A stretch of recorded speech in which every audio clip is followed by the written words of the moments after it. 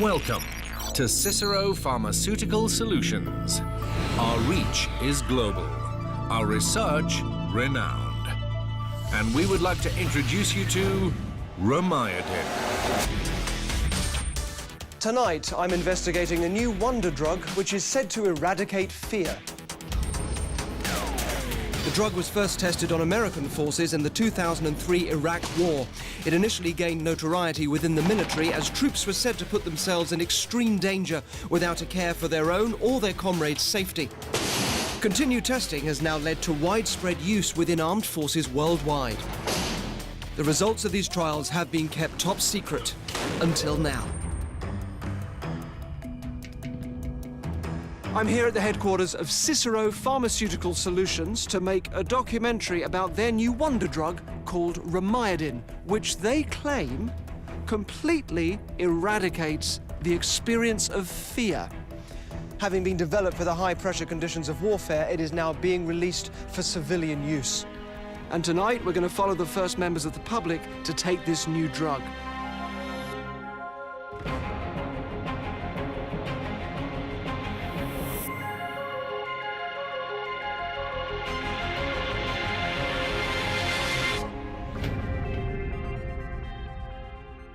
Hello. Hi, nice to meet you. These four participants are about to begin their course on Romaiodin to combat their fears and phobias, and I'm going to follow their progress from day one. Nick Duffy suffers crippling social anxiety, which makes him very isolated. He also has an exaggerated fear of confrontation. I'm quite nervous around new people, and it's hard for me to talk to people I don't really know. I did some volunteering in a shop a while ago, and it was just hard to constantly try and talk to people, even for like 30 seconds. I've seen things going on, like fights or people where people are being aggressive, and I feel like I should have stepped in and I haven't done because I feel so anxious in situations like that. Daniel Colbert's fear is heights. If I was like standing on top of a really high building, then I would be scared shitless, really. Dan Cash also has a fear of heights, which has left him terrified of crossing even the smallest bridge. I don't know it's irrational, and I know that it's just a bridge, but I freeze when I get to a bridge, and I really don't like walking over them. Katie Neen's career as an actor is being held back by her inability to sing in public.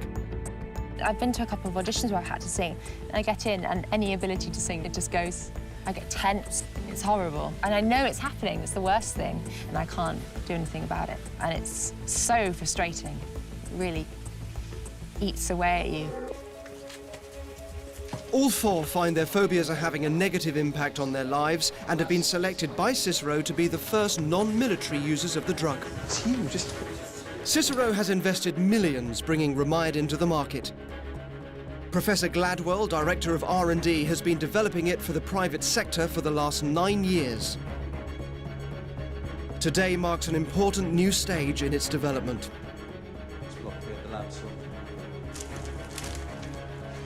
For our group, the first step on this journey will be an initial injection, followed by a carefully monitored course of medication. The first dose of Romaiodin is by injection. That's because it gets it into your system quicker. If it works, it could change their lives dramatically. You might notice some tingling in your fingers. Another thing you might experience is colours becoming more vivid. The thought that Romaiodin could really cure these fears and phobias might seem far-fetched. That's a stereo swab. And there's a good reason for that. Romaiodin doesn't exist. I made it up. It hasn't been developed for the military anywhere. Cicero doesn't exist either. The injection they're getting is a saline solution, and these capsules, which they'll be given later, contain nothing more medicinal than sugar. What I'm really doing tonight is looking at the placebo effect, in the hope of proving something I believe, that each of us has the innate psychological ability to achieve dramatic changes in our lives. A placebo is a medication which has no medicinal properties at all, but it's our belief in the drug that can make it work. Capsules are more effective than pills as a placebo, and an injection better than capsules. And having the aura of science about them makes them work best of all.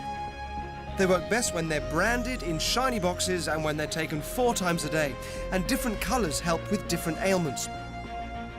Research has shown that 75% of the response to antidepressants could be attributed to the placebo effect alone.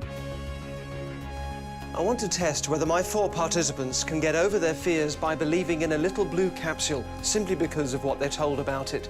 And if my thoughts about placebo are correct, it could change their lives forever. They each believe Remydin is real, that they're the first civilians to take it, and that I'm making a program about it. I'm making a documentary about Remydin because it is seemingly the most extraordinary breakthrough in neuroscience for a long time.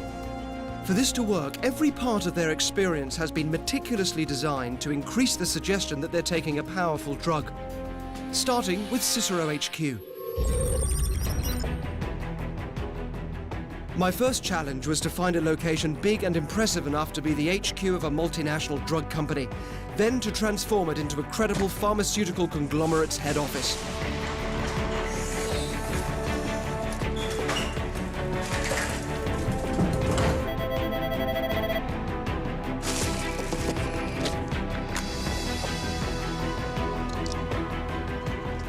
The more prestigious the company looks, the more effective the placebo. Next, I had to fill the place with a large workforce led by Professor Gladwell, a man with impressive medical credentials who apparently developed the drug. Of course, they're all played by actors. Their Remydin will come in the form of a blue capsule. Research has shown that capsules are more effective than pills as a placebo, and blue medication has a greater calming effect on the patient, ideal for fears and phobias. Suggestion is the most important part of placebo. Good afternoon. Welcome to Cicero. People need to be told by a figure of authority that the drug will work, and in our case, that's Professor Gladwell. It removes what we know as fear. His name, Gladwell, even my role as a documentary filmmaker, everything is designed to increase their suggestibility and the power of this wonder drug. Once in your system, Remydin will travel safely towards the central lobe of your brain.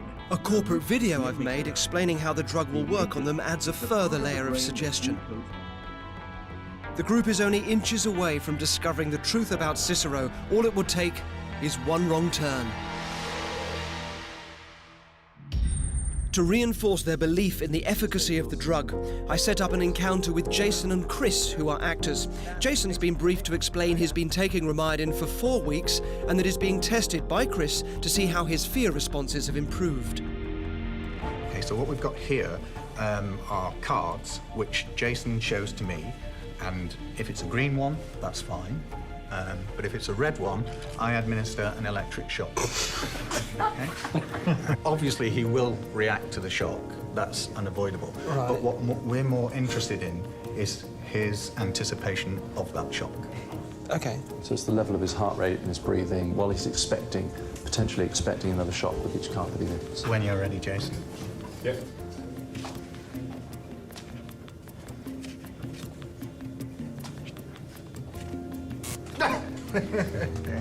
Even though Jason does react to the electric shock, his heart rate doesn't increase significantly in anticipation of a red card. And that's because we're looking at the heart rate of the medical assistant standing behind him, who's the one really wired up to the machine. So our participants think they've seen proof that the Remydin works, and that should greatly increase the placebo effect. So in the lab area behind me here, the participants are getting their first dose of Remydin in the form of an injection, because all the research shows that an injection increases the placebo effect. Now, obviously, in reality, they aren't getting Remydin, they're just getting a saline solution. We're going to tell them they may experience side effects. You might notice some tingling in your fingers and your extremities, colours becoming more vivid. Doctors have to tell patients about side effects, but by doing so, they can actually induce them. But for us, if they feel the side effects, it'll be our first indication that our experiment could work. Katie, you've had a couple of minutes since the injection. What are you feeling? Everything's a bit brighter, everything looks lighter. You can see detail quicker. Really? That's just extraordinary. It's almost really like you're looking at something in full HD. Loads of things are popping out, like chairs and the red line on the floor. I'm really aware of sounds. I swear there wasn't that many people talking, and I can hear, I can pick out conversations as well. In the ends of the fingers, it's tingling. It's like the arm feels stronger. It's a really weird sort of sensation. Dan Colbert, who has a fear of heights, didn't just have side effects minutes after his first injection. But that's just okay for you, is it? Yeah, strangest thing, I just don't feel a thing. Your palms aren't sweating, there's no kind of... No, heart's not racing, nothing. It's extraordinary. It's amazing that it works. I just can't get over how soon, how quickly after the injection there's results like this. Dan's response is extraordinary, and I believe that's because this is the first time so many layers of placebo have been used in one experiment. I've done everything I can to maximize the power of Romidin. Tonight, I'm exploring the power of the placebo effect. I'm following a group of people who think they're part of a documentary I'm making about a new wonder drug called Romidin. And they've been told that this drug will cure their fears and phobias, but in reality, it's nothing more than a sugar pill. Now, Daniel Culbert amazingly got over his fear of heights within minutes, but I've decided to test the other three in their everyday lives.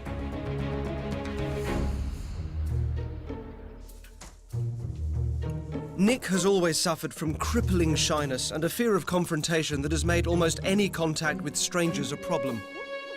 A few years ago, when I was with a group of friends and we got attacked, and I just couldn't deal with it. And as much as I wanted to stay with my group of friends and make sure everyone was all right, I couldn't, and I just legged it as far as I could. I beat myself up about that for a very long time. I'm still even thinking about it. I just feel ridiculous for having run away. So at uni, I do journalism, and so that obviously involves talking to a lot of people, and I struggle trying to talk to people and ringing people up and trying to get information from them. And it affects my life in general, really. Just about to take my first Romidin of the day. I take 4 every day. I've been seeing quite a few changes. Things are going really well. I'm much more confident and less fearful. Nick is a journalism student, and his pathological fear of talking to strangers is affecting his grades. But after taking Romidin, he says he's feeling confident enough to interview people on the street. Hi, I don't know if you've heard about the airport plans. Good thing is it'll bring jobs to the area. Yeah. Bad thing is it'll bring more traffic to the A2. It'll bring many jobs to this area Yeah. that we desperately need. Yeah. If they're building an airport nearby, do you mind? Yeah, I do mind, actually. So you're against it, then? Yeah, I'm against it. Fuck the airport. Yeah. That would have scared me witless before, especially he came in quite close. But whatever. Nick's doing so well, his confidence level is just amazing compared to what it was before. In the past, he's been unable to deal with confrontation. So I'm going to send in an actor who's been briefed to be nasty and aggressive, particularly with Jamie, our producer, and I want to see how Nick reacts. I just feel way more confident talking to people, way more confident approaching people in general, things like that. Factor. Okay, from the difference from before. It's a huge difference. All right, mate. Sorry, just give us a second if you would. What? Sorry, I'm just doing an interview. Yeah, don't mind me, mate. Yeah, sorry. Carry on, yes. Cool. No, just ignore me. If you think of going to the future, Going to the future? Well, not going to the future, but if you think of going, you know, moving in forwards. From here, moving forwards. What do you sort of hope? Obviously, for uni, it's going to help me know now I've got a year left, and it means it's a year I can spend doing a lot more and. Okay. Just I'll chat What's to you. this?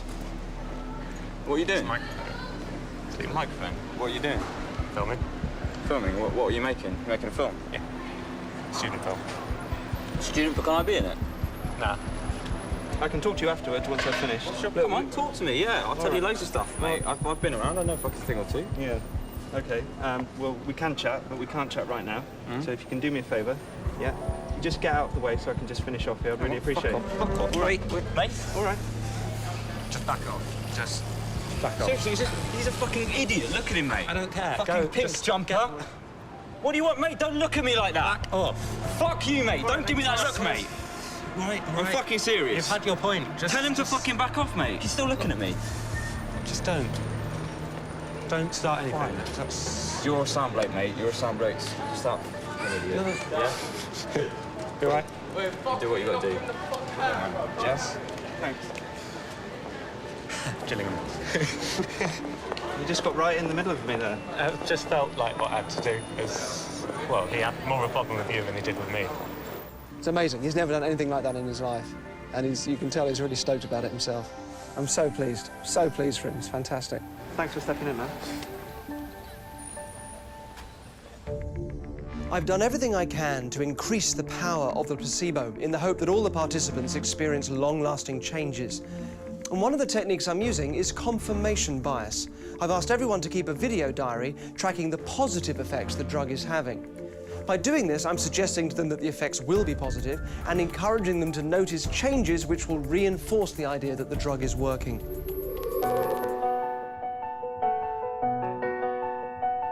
It's day 1. Day 6. I think I'm on day 7 now. I've just been kind of thinking, like, more about Reminding and more about the effects of it. Excited to see where it goes and how far I can kind of push myself.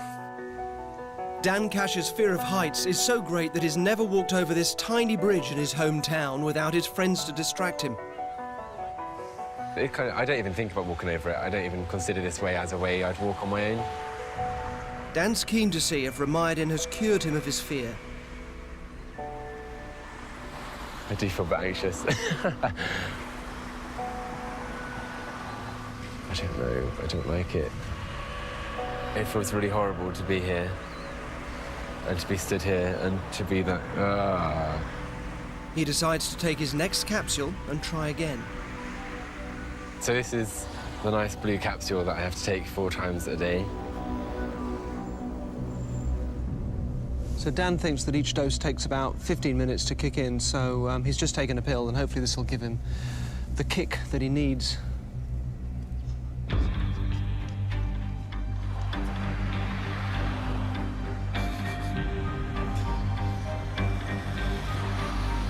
It is strange being on this bridge and being this comfortable. I mean, it's still not hugely comfortable, but for me, it's a definite improvement. I can tell that already. I mean, it feels really good, because obviously I've just crossed it on my own. I can't believe that the effects so far are already so massive. It's Nick and Dan's belief in my fake drug that's giving them permission to act as if their fears are no longer a problem. But for Katie, who's terrified of singing in public, my placebo doesn't seem to be having the same effect. I'm not going to lie, I haven't felt anything really drastic yet, but I haven't really had the chance to test it. Katie's an actress who wants to be in musicals, but has never sung on her own in front of an audience and can't even do it alone at home. When I'm on my own, even if I'm at home and all the windows are shut, doors are shut, it's still that kind of niggling thing that stops you from kind of just being completely free with it. Which is that what? somebody What's the might hear you. So then obviously when you are in front of an audience, It's you know... massively worse. Yeah. Katie has agreed to try and busk for me, something she would never have done before taking Reminding. It's really daunting, all these people here. I haven't run away yet, which is a good sign.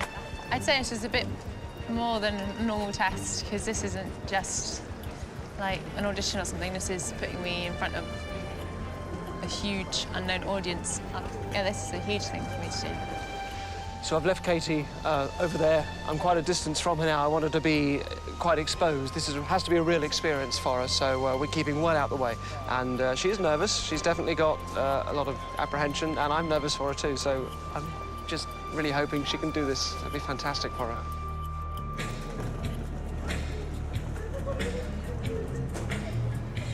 Up in Memphis, the music's like a heat wave. White lightning bound to drive you wild. Mama's babies. She's got a lovely voice. Every schoolgirl, love me tender, leaves them crying in the eye. I think she's stopped. That's not the end of the song. I think she's stopped. Okay.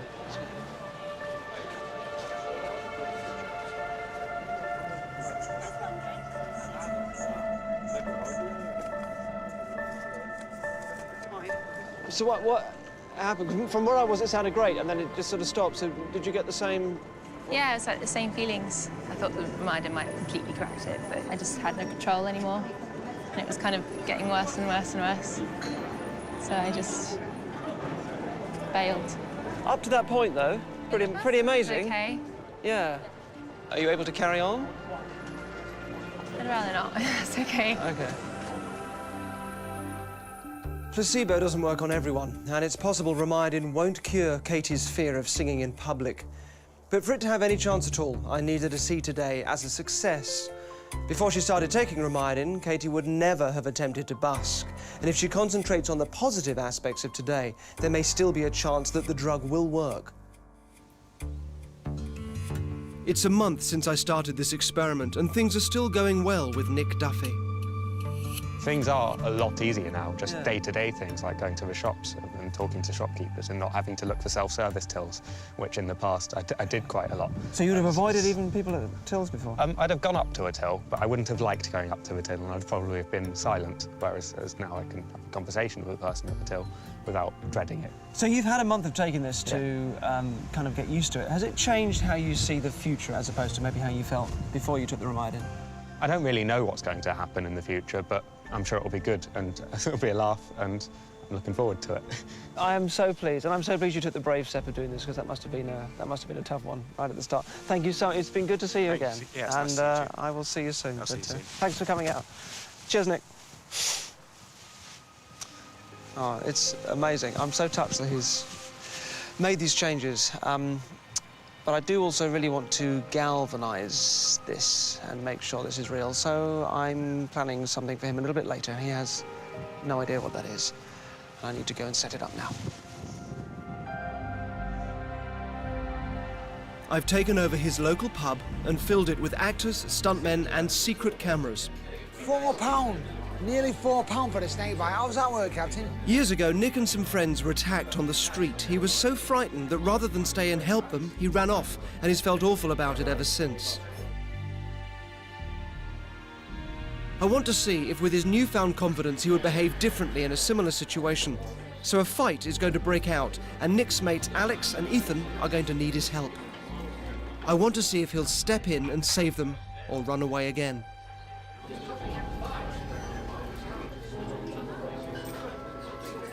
Hey, students, come. I'm sorry, mate, but you forgot to pay for your drink. Mate, why don't you just pay him, yeah? Stop arguing. I've got a tab going. No, we don't do tabs in here. Just come here for a quiet drink. What are you, the fucking bouncer or something? I'll pay me beer, mate. How much? How much? For a snake bite? £3.60. He's so relaxed, he's just laughing and joking and not bothered at all by this loud man. OK, ladies and gentlemen, have your attention, please. We'll soon be starting a pub quiz in the next 5 to 10 minutes. You'd like to see my friend Raj over here and sign up for it. Only costs you £1. Pound? And that's what I'm talking about. It's £1 for the pub quiz. It's £3.60 a pint. How does that work? Mate, please. Thank you. If you guys sign up and think of a team name, I'll give you the money. Listen, where to sign it's up? not about Nice one. We're the guy with the... Keep the pen, mate. Just over that, bud. Keep the pen. Yeah, you need that for the quiz. Mate, do me a favour, yeah? Just stop it. I've come for a quiet drink, yeah? Just leave it, yeah? Have you a drink, mate? Are you for the quiz? Yeah. With Nick signing up for the quiz, the actors know this is their cue to ramp up the aggression. Yeah, mate, listen. I've had enough of you, right? I've been here half an hour. In my ear all night. Hey, we're trying to have a drink in here. Turn it in, will ya? Well, keep your nose out. Buy your mum a drink, mug. Fuck it, I'm up now. What's it going to be? What's it going to be? Am I going to hear fucking talking? Sort him out. Any more of it, you're out. Oh, mate. No, you may say all that. Try smash him and all that. Oh, try to be big time and all that. How's that work? Nick! Sleep, Nick! It's not worth it. You sit down and you shut up. You asshole, do you? Sit down there. I tell you, sit down, I'll smash your head in. Do as you're told. Get out of here. Come after you. You're next one, all right? Yeah.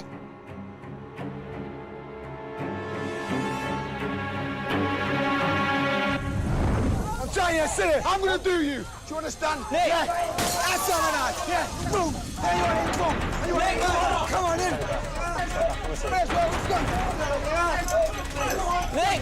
Yeah. Come on. Mate, get some. Have it. Come on. Nick, help us.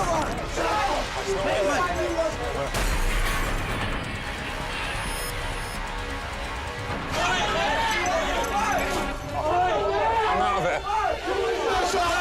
I'll fucking do you. I know, leave it. It's even fucking you. Are you with me? We'll do it first.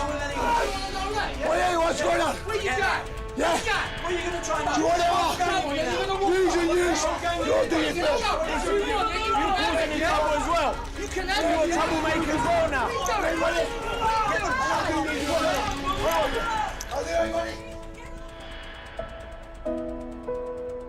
What happened? The guys just started. Yeah? Oh, they just got really aggressive, and I didn't back down. I don't know what. That was so not like me. You're amazing, and you saved your friends. Oh, I didn't. You did, you did. You went back, you saved your friends, you brought them out. You could have just walked off. You didn't. Yeah. Yeah? It's fantastic. Take a breath. You okay? Yeah. All right, so look, I set the whole thing up. It wasn't a real fight, okay? They're just actors. Come back in, come say hello.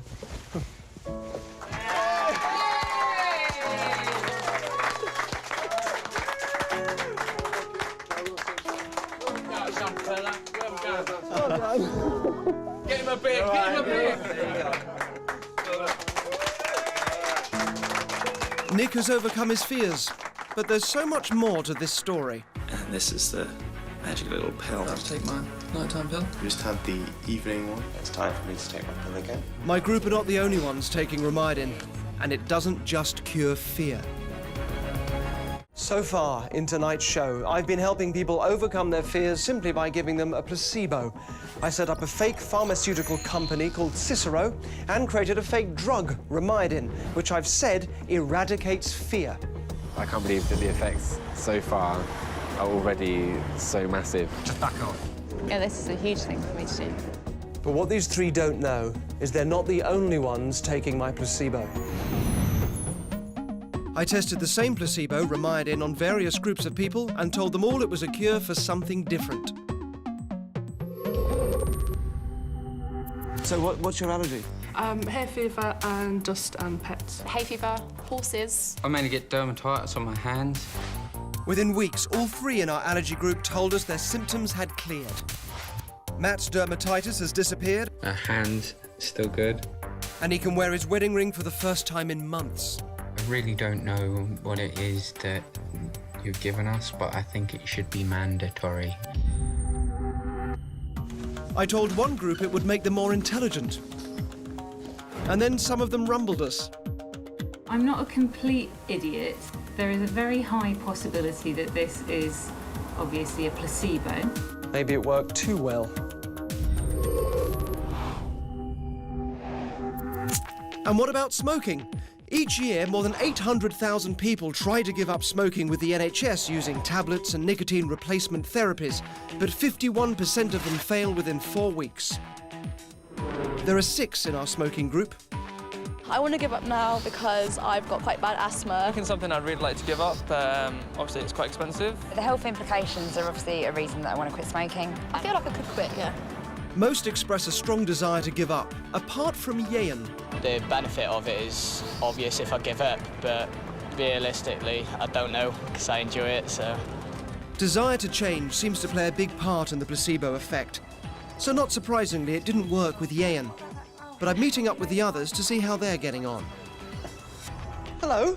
How you doing? It's good to see you. Obviously, I brought you here to a pub because this is somewhere where previously, I guess, you'd have been out probably wanting a fag by now. So how's it going? Are you all gagging for one, or? No, not at all. Really? You were trying various methods, having a really tough time. I've never been able to shake the fact that I'm Nikki, I smoke, that's what I do, whereas I don't feel like that on Romidin at all, and that's really been fantastic. That's fascinating. So aside from kind of what it's physically doing inside your system, there's a kind of, your sense of identity as a smoker has shifted. Definitely, yeah, definitely. Congratulations. Yay. In fact, all the remaining 5 participants either stopped smoking or dramatically cut down. These are big life changes for our participants, and they've been effortless. But we went to every length we could to pile on the placebo. We changed the colour of the pill based on research. Blue, where a calming effect is needed, and red for a stimulant. I want the placebo to work on everyone, including Katie, who's been taking Romidin to end her paralysing fear of singing in public. It's been 2 weeks since her unsuccessful attempt at busking, and Katie has again agreed to put my fake drug to the test. I've arranged an audition for her on stage at one of the West End's biggest musicals, Mamma Mia. I am feeling nervous, but it's controlled. I think when you get in the auditorium, it might be slightly different.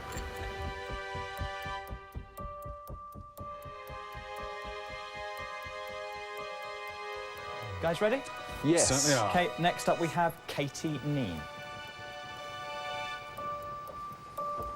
OK, Katie? I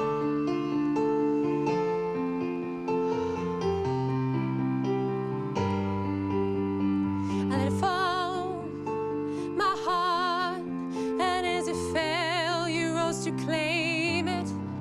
So I'll set fire to the rain, watch it fall as I touched your face. When it burned, when I cried, 'cause I heard it screaming at your name, your name.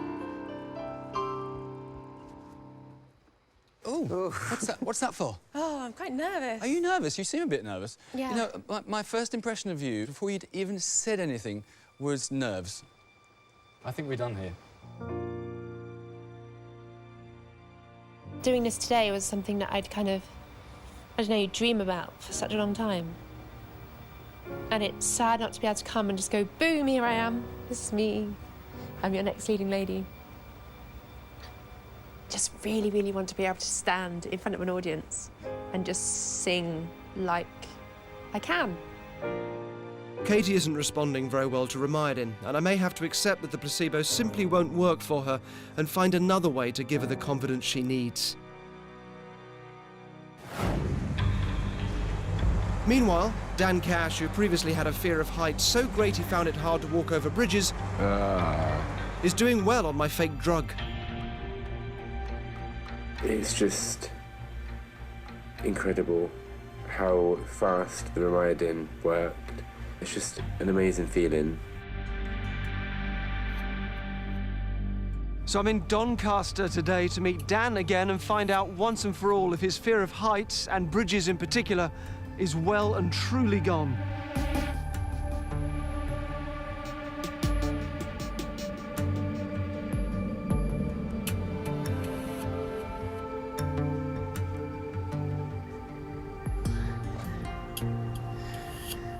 Whoa. Look at you looking off the end of a massive viaduct. I know.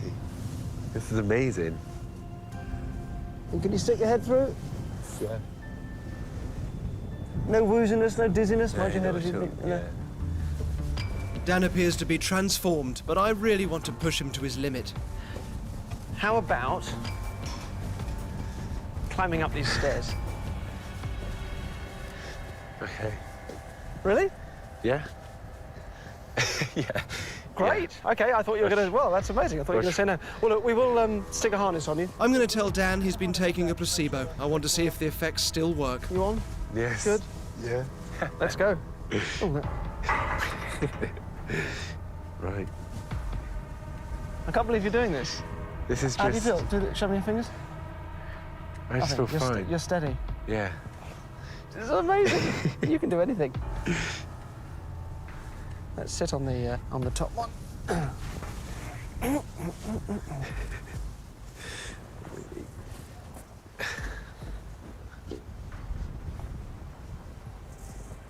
Oh my God. Wow. Wow. Look at you, Dan Cash. I can't believe I'm doing this.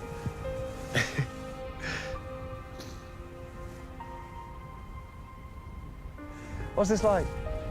Oh, this is amazing.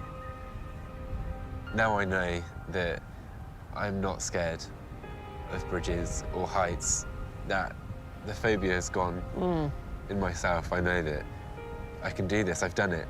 I just feel so much more optimistic, so much more positive. And if you were talking to people about taking Ramaydin, if somebody said, oh, I don't know whether to take it or not, what would you say? I'd say do it. Definitely do it. Good. There is something I haven't told you about Ramaydin. Okay. I have some here.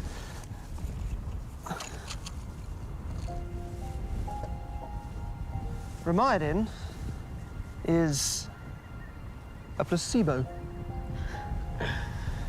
It's a sugar pill. God. Just made it up. Professor Gladwell is an actor. Okay. Cicero doesn't exist. You don't need any of these.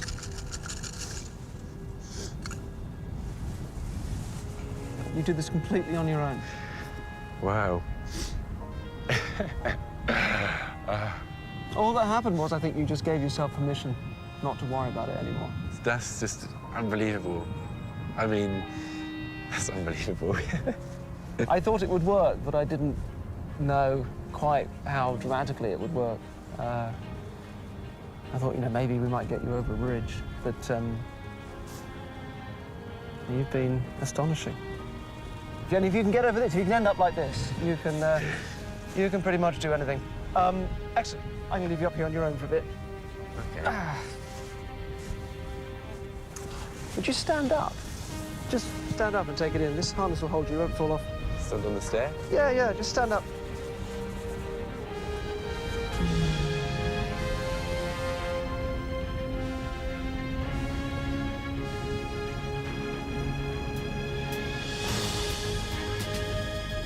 I believe we all have the resources to make powerful changes in our lives if we give ourselves permission. And it's this shift in attitude that has allowed Dan to get over his fear of heights. I'm hoping all the participants in this experiment will see a permanent change, even after they find out that Romidin is just sugar. Romidin is a placebo. My participants in this experiment are about to find out that the medicine they've been taking is nothing more than a placebo. I've been testing Romidin on various conditions, including fear, allergies, smoking, and intelligence. Until now, each group thought they were the only ones taking the drug, and that Romidin had been designed specifically for their circumstances.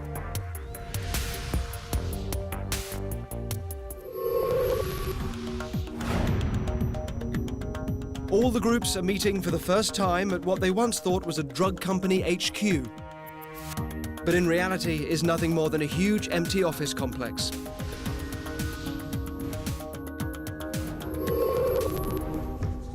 It was never going to be entirely straightforward, was it?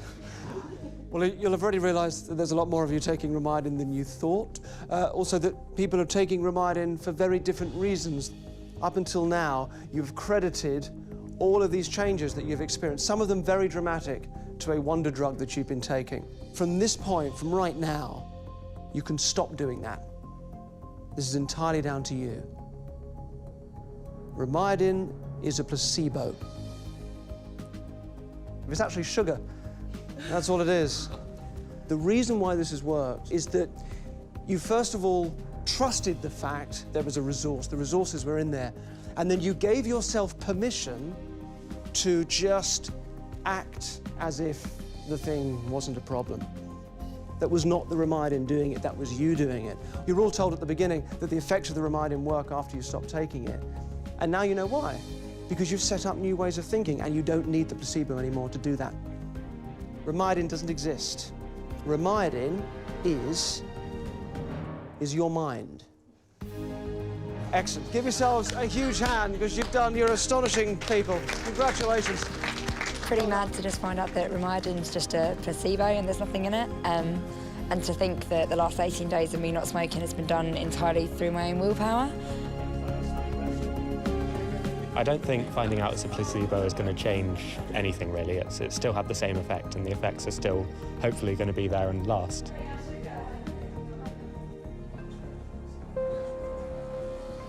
There is one person that Romidin didn't really work for, and that's Katie. But I have one last chance. I feel she made some improvements, so there's a possibility that finding out it was a placebo might be enough to give her an extra burst of confidence as she takes credit for what she has achieved. To test this, I've given her a song to practice, but I haven't told her why. Hello. Hello, how are you doing? So nice to see you. You too. How are you doing? Good. You good? Yeah. It's been a little while. Yeah. Since I last saw you. And how's it been since?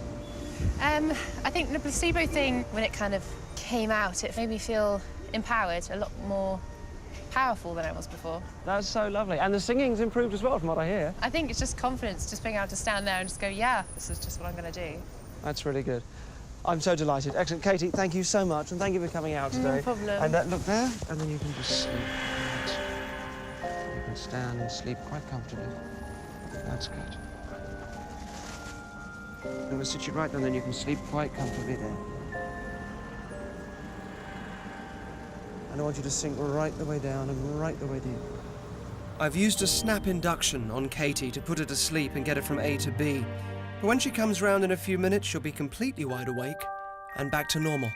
Just sit straight back. That's good. So when you open your eyes, you'll then get your 5-minute call. And the curtain opens, and you'll sing the song that you've practiced. It just feels like home.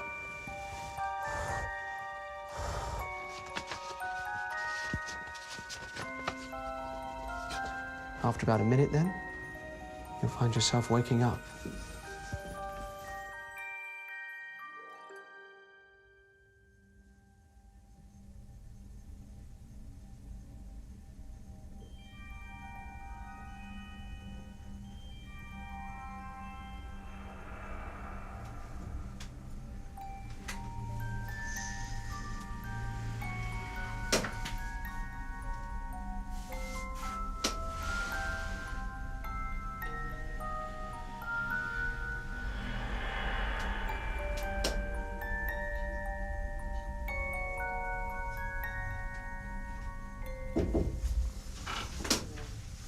Okay, Miss Neen, I just want to give you your 5-minute warning. You can get changed behind the blinds, and if you want to do any final warm-ups, then that'll be a really good time.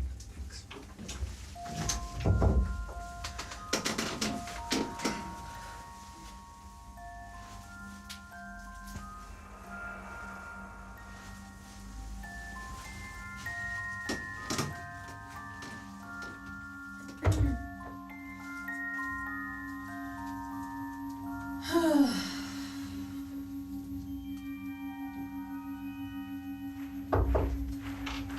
Okay, Miss Neen, ready for you.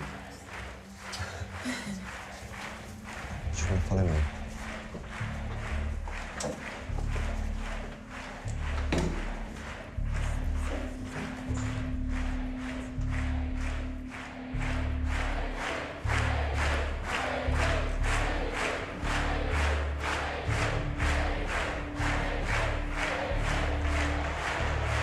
Thank you, it's showtime. Moving into position now. Step here, step here. And this here's your mark.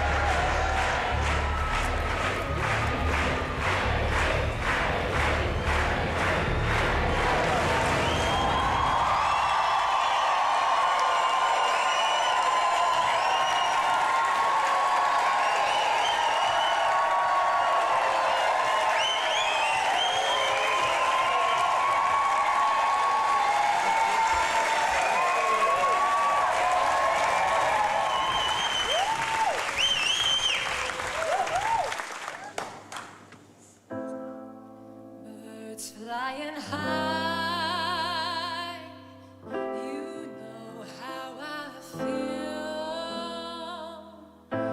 Sun in the sky,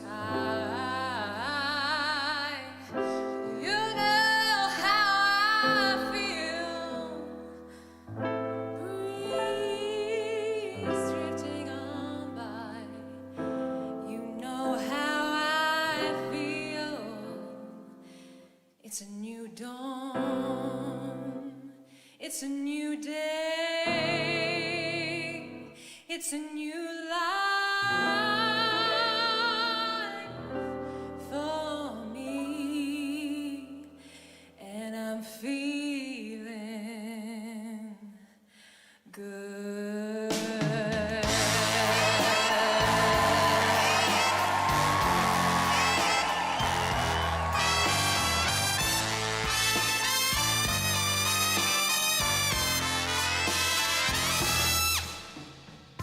Fish in the sea, you know how I feel.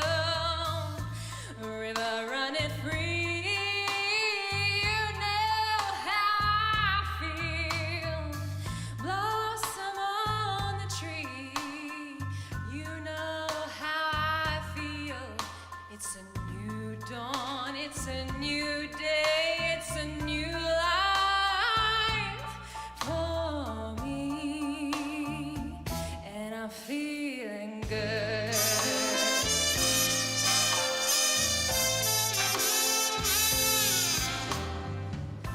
I can fly out in the sun.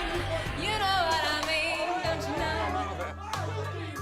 Butterflies all having fun, you know. It's about 3 weeks on now, and things just haven't died down at all. There's been no slipping back into old ways. If anything, the changes are for good.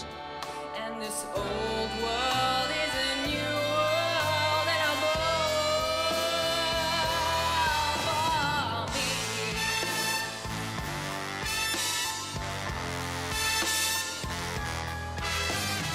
Even though I know it's a placebo now, everything's still amazing.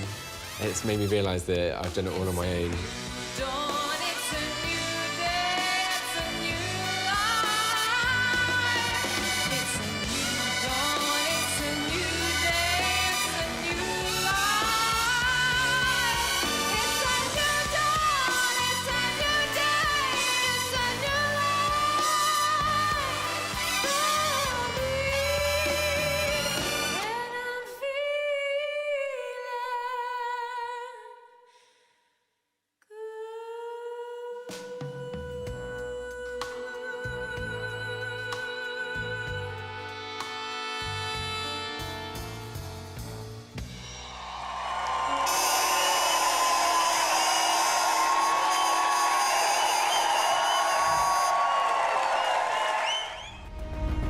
Tonight, I'm going to investigate what I think could be the biggest placebo of them all. God. I'm going to use experiments to show how religious experience can be explained by psychology. There's something definitely in here. And then I'll put that theory to the test by using that knowledge to give an atheist an experience of a religious conversion. I'm going to do my first experiment on the audience who don't know they're being filmed.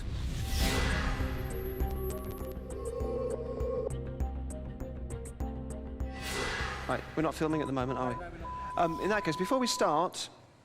Is my mic's... Yeah, okay. Before we start, then... we're going to do this without filming. You've all got, I hope, all right, we asked you to print out a photograph of a loved one. Hopefully these are prints, and it wouldn't matter if they got damaged. That's the idea.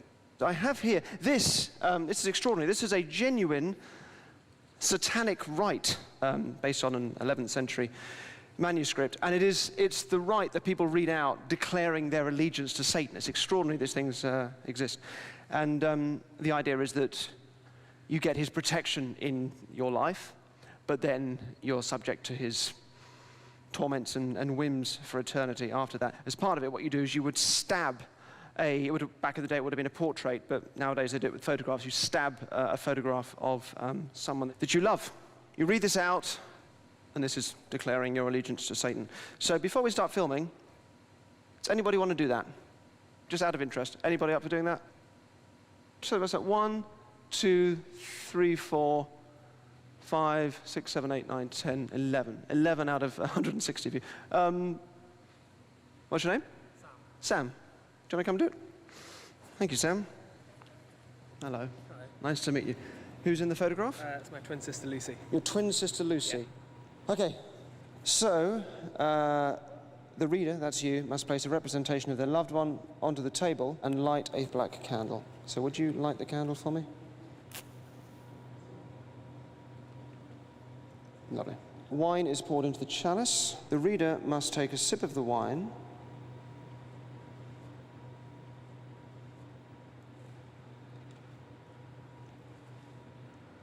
And then read the first part of the rite. To Master Satan himself, the faceless inferno, I offer my eternal soul forever to suffer in damnation, persecuted in torment for all time by your infernal princes Baphomet, Thoth, and Set. To appease thine hunger, I give you my soul in return for your protection during this earthbound existence. Readies the dagger, plunges it into the photograph. Into your sister, please. Again, again, again. Excellent. Thank you very much indeed. Well done, Sam. And good luck with the rest of your life. Thank you, Sam.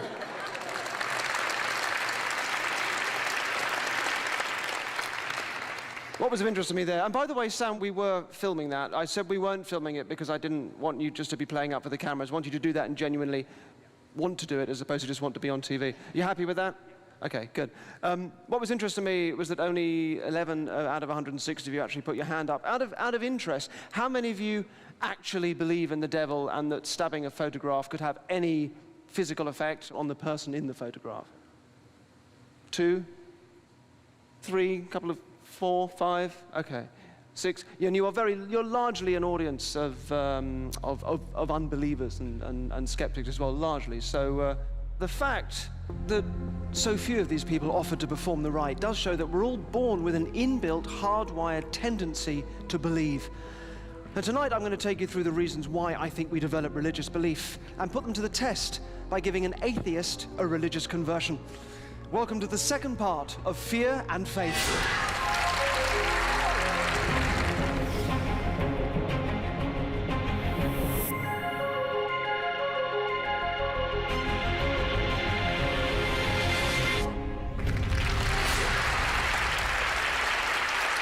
Thank you. Good evening. Early this week, I took a small group of bright, rationally minded atheists and agnostics and put them in the crypt of an old church and asked them to sit in the dark, alone, for 15 minutes. But before they entered the crypt, I told them that there had been stories of hauntings there and that I was interested in a report of their experiences in the dark.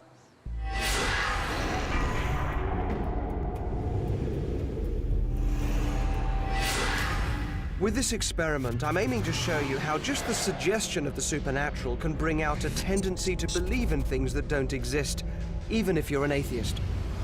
Josh, Haley, and Tom have been placed in a pitch-black crypt under a church. The only other things in the room with them are our infrared cameras. Shit. It's cold. It's so dark. Feels like I'm not alone. I can't see anything at all.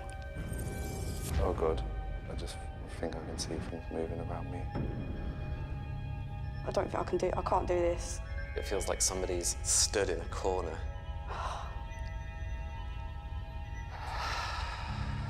Oh God, oh. It's like moving around the wall. It feels like it was just to my right. Oh.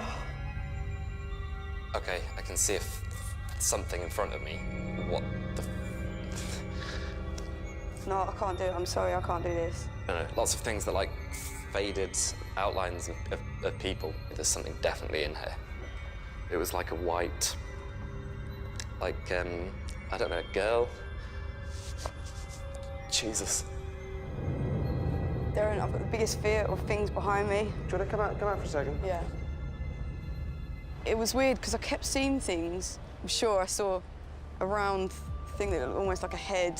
It kind of looked like a nun, but no face. Couldn't see a face as quick as I looked. It just sort of looked like that shape with nothing in the middle. As soon as I sat down in that chair, it was like gone, and I was like, something is behind me.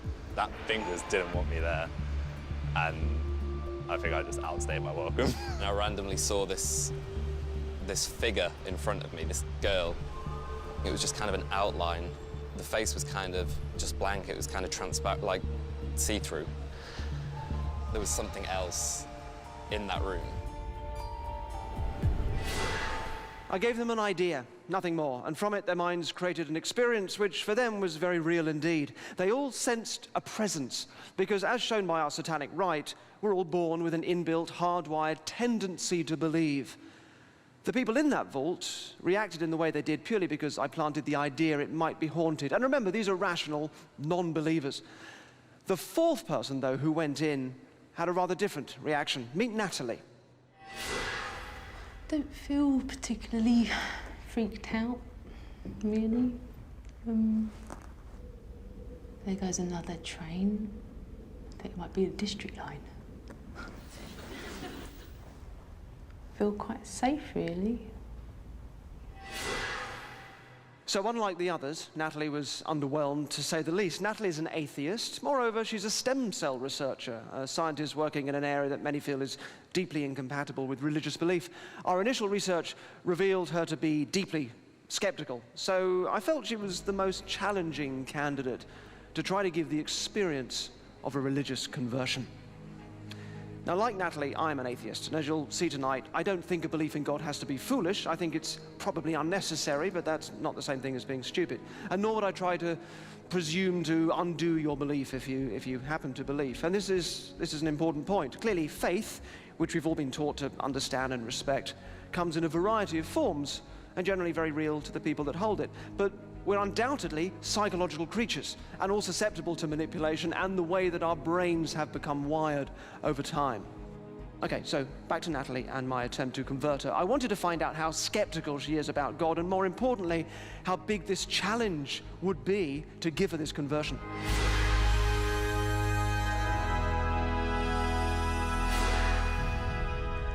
Hello. How are you doing? Nice to see you. Nice to see you, Natalie. Here we come. So, how was the crypt? When were you last in church? Some christening or wedding no longer than a couple of years ago, I think, yeah. When did you last go for devotional reasons? I've never been for devotional reasons, more ceremonial. Yeah, so you're an atheist, are you? I take it rightly. Yeah. And you're a stem cell scientist. How long have you done that for now? Nearly 6, 7 years, actually, yeah. Can you ever imagine being a believer? For me, that would be literally last resort. You know, there's other things, there's self-belief for my, you know, that would help me get through bad times, you know. So never have been, can't ever see yourself being a believer? No. No. Cool. So here's the challenge. I'm taking someone who is a staunch atheist and scientist with a skeptical, analytical mind and trying to give her a religious experience in order to show how religious belief comes from us, not from the divine. And these facts are not the only things working against me. Usually, in the case of a conversion, Natalie would be searching for some sort of answer to life's problems, but she's quite happy with her life, so I won't have that advantage. Neither am I the preacher at a big religious rally, which can easily create a hyper-suggestibility and ensure that large numbers of people convert every night. I want this to be a real and profound experience for her, and not just something she thinks I've talked her into. So I'll have to do it indirectly, without mentioning God at all, so she doesn't attribute it to me. And I'll give myself 15 minutes to do it. Join me after the break to find out how I'm aiming to give Natalie this experience.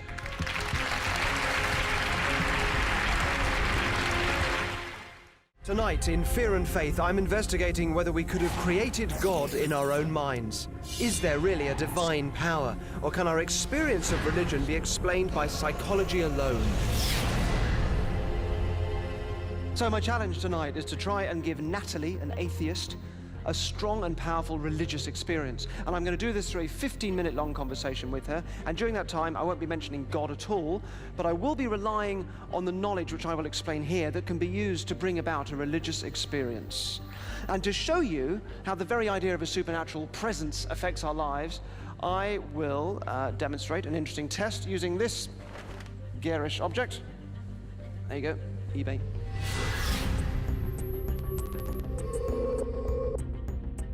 Now, you probably know what this is. It's a buzz wire game. The idea being you have to move that. Every time I touch it, it buzzes. You die, and a little light comes on. And we gave this to a few of you to try sometime before filming. And, you know, it's a tricky thing to do, I think. Well, can you put your hands up if there's a group over here that we're doing it? 1, 2, 3, 4. Excellent. What's your name, sir? Connor. Connor. So I think you, Connor, you got, I think you registered 7 buzzes. You find it easy, difficult? It's quite tricky, isn't it? Yeah, it's quite tricky, yeah. Excellent. Just nice to meet you, by the way. Come up here just for a second for me. So, so we left you alone in a room to do this, and we didn't let you know that we were filming. And you were asked every time you made a mistake to register it on there was a counter that he had to press every time he made a buzzer. So it was up to him to register his mistakes.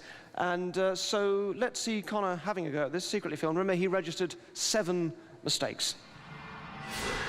So the number there on the left is going to be the actual number of buzzes, and the number on the monitor is how many get registered. That's a 1. And at the moment, he's being supervised by our producer, Dave, just to... Dave's pressing the counter just to establish what's going on, but then Dave will get called out, leaving Connor to continue on his own. You have a second, if you hit it, press the button. Okay. If you can't reach the button, just leave it where it is. Okay. is being trusted with the job of registering his mistakes. And note that yellow armchair to the right, that'll be important later.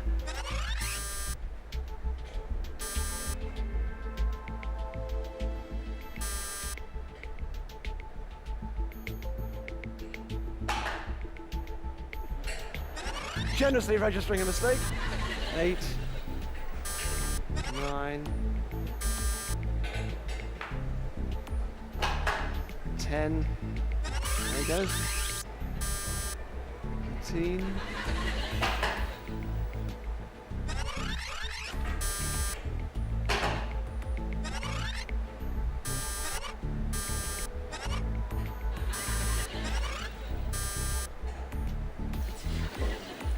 Actual number 18, 7 registered. Sir, bit awkward there, cheating. Can you explain yourself? No. Excellent. Well, first of all, thank you very much for that. I'll ask you to sit back down. There's a good reason why this happened. Thank you. I can explain it. Actually, 3 out of 4 of you that did it. Would you put your hands up again for me, the 4 of you that did it? 3 out of 4 of you cheated. And so it wasn't just you, Connor. And here is your group. I'll show you your group. So Connor's up there on the left. We also have Amanda. She's a cheat. And Jack is also a cheat. So any friends or family of these people that are watching now, just bear in mind they're probably people that you probably shouldn't trust. I'll just say that. There they are, all of them cheating. But we were hoping they would. We actually made it very easy for them to do so. We told them that by doing well at this, it would lead to their involvement in the show, which, in a sense, it did. However, there was a second group, another group. Would you put your hands up for the other group that did this? Excellent, thank you very much. None of these people cheated, not one of them. Yet 3 out of 4 of your group did. Now, this group was told exactly the same things, including the fact that doing well would lead to their involvement on the show. But they were also given an extra piece of information. This chair is for a new show we're doing called Antiques Ghost Show, where people bring in antiques that they think are haunted or have some sort of possession about them. Apparently it's worth loads, and a woman died in it and still sits in it to this day. I know, they're filming with it later on. It's weird. Antiques Ghost Show. Can't believe you fell for that. This is based on an experiment by a psychologist called Jesse Baring and his colleagues. Once the idea is sown that there could be some sort of presence in the room, something happens. Hardly anyone cheats. Any of you actually believe that the chair was haunted? No. None of them believe the chair was haunted. Yet, despite that, the idea is enough to significantly affect our behavior. This experiment shows that if people are led to imagine a supernatural presence, they will then act in a more moral way. And this reaction comes from deep within us, not from the force itself, because the chair wasn't really haunted. There's a likely evolutionary reason for this, Baring suggests. As our ancestors developed language, it also meant that they could gossip. And through gossip, your reputation could be damaged, which meant you could be outcast because others would discuss your misdeeds. And that makes you someone to be avoided. And it could put you in danger, and ultimately it makes you less likely to reproduce. So we learned moral behavior to keep us all happily ticking along together and to up our survival chances. Now, the safest way of ensuring this conformity and therefore increasing our survival chances would be to believe there was some divine presence that might still catch us out when we thought our peers weren't around. So our invention of an all-seeing supernatural force, like God, to moderate our actions and us being on our best behavior just because we're told there's a haunted chair in the room, it's part of the hard wiring of our brains. It once helped us with our survival chances. And it most likely explains why even atheists often betray a tendency to give purpose and meaning to events in their life that really they shouldn't, given that they don't believe there's a supernatural force or agency at work. So we've got this supernatural, all-seeing force over us, but how do we make it a reality in our lives? We need to personify it. We hope that this force is strong and wise and loving and all the attributes found in a classic father figure. The first technique I'm going to use on Natalie is to elicit feelings of this powerful father figure, which later on I can get her to attach to the idea of God.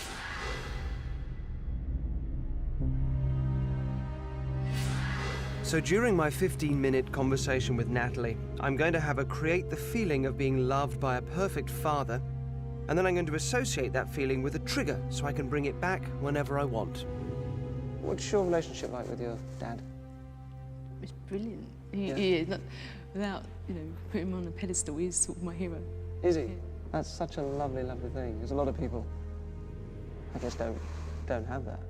When you were little, when you were tiny, the same? But basically, when I was a child, Dad came home 7 from work. So if he was ever naughty, it'd be like, wait till Dad gets home, you know. Oh, So see, yeah. he was seen as the more, disciplinarian. So, just as a thought exercise, if you imagine that your dad didn't have to go to work when you were little, that he had nothing to do other than be completely devoted to you, how does that make you feel? I've now started tapping my fingers on the table whilst talking to Natalie. I'm associating in Natalie's unconscious the emotion she's feeling with that tapping.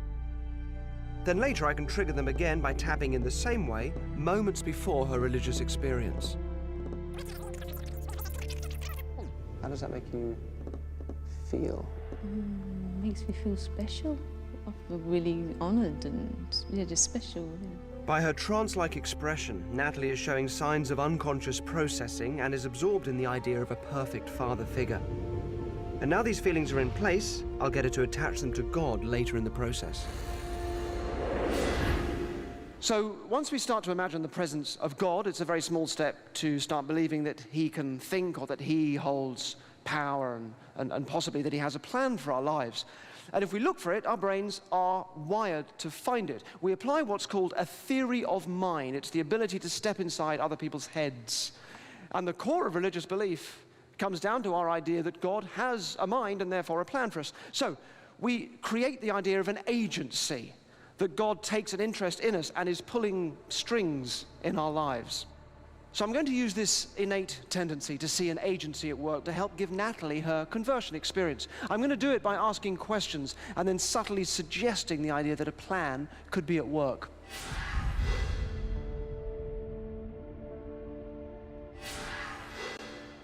What about, have you ever had things in your life, things that went wrong, or things that didn't work out as they were supposed to, or mistakes that you made? Relationship, but that's. No, completely. No, that's a fairly standard thing. So at some point there has been a relationship that hasn't worked out brilliantly, of course. But when you look back, are you more able to understand now why that happened? Is it like a bit of a grand plan? If that it allowed me to live the rest of my life the way I wanted it to. You know? What is that? I'm getting Natalie to see that the things that have gone wrong could have happened for a reason and were part of a bigger plan. Now she needs to connect that with feelings of being cherished and a sense of awe and wonder. Where do you sort of physically feel it, if you think about it? Tell me, does it make... my heart, because the emotion that you feel when you're hugged, it starts off in my chest and my heart, because it's, just to feel so safe and protected. Did you go on holiday a lot when you were little? Yeah. One thing we never did, which I always wanted to do, was go up a mountain top and have that feeling of standing at the top. That feeling of absolute awe. What is awe to you then? What is that kind of, is it that, if you think about it? For me, awe is looking at a full night sky of stars, and to know that each pinpoint isn't just a little speck of light, it's a planet or a sun, just to know it's all up there. And I think actually those are two things that it'd be very rare to get both those feelings together and combined into one. We've reached a crucial stage in our conversation. After discussing and provoking feelings of both being cherished and a sense of awe, I'm using my hands to physically combine both emotions, and this will help me generate these emotions simultaneously in Natalie during her religious experience. It'd be very rare to get both those feelings together and combined into one sort of one image of kind of both intense awe and feeling of everything is so much more than me and I'm tiny, and at the same time absolutely just being cherished and sort of held in that as well. in a way, that sort of the feeling of being cherished makes it even more special to know that you are insignificant and yet someone's so still willing to cherish you that much. It's like, well, I must be that bit special. With over half of my 15 minutes gone, I feel I am close to giving Natalie the experience of a religious conversion. After the break, I want you at home to join us here in an experiment. So before we come back, can you please do the following 3 things at home? Firstly, please close all the windows in the room that you're watching TV in. Secondly, please please turn up the bass function if you have one on your TV set, or connect it to any stereo or subwoofer system if you have one. Thirdly, finally, this is a bit of an odd one. Please remove any scent of mint that you might have in the room. If so, if your gran has just chomped on another extra strong mint, please get her to wait in the garden for a little while. Thank you. See you in a couple of minutes when I will explain all.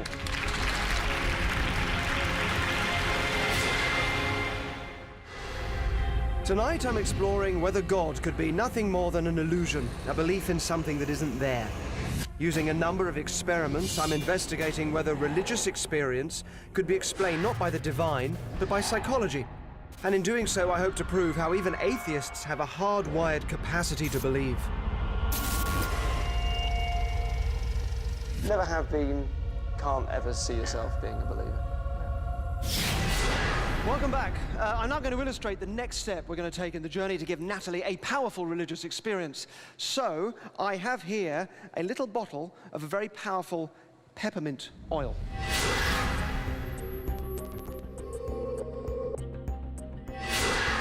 When I open this, it's strong enough that the smell will permeate the room. Obviously, it's going to be fainter for those of you at the back. It'll be fairly faint by the time it reaches all of you. But what I want you to do, as soon as you smell it, is to put your hand up. And the point of this is to see how a scent moves around a room, because it's not quite in the way that you might think it will. So the moment you smell it, it will only be faint. Please put your hand up.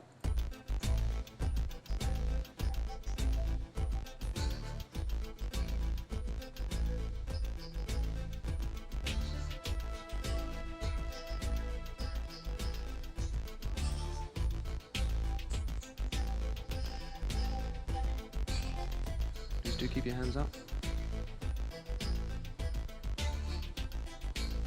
Anyone else? Good. Excellent. Thank you very much. You can drop your hands now. Thank you very much. Good. So here's the twist. The smell was not, in fact, generated by the peppermint oil. That is not peppermint oil. That's actually just water. There you go, Connor, if you smell that. Nothing in there, is there? It's just water. You smell anything at all? Nothing. No.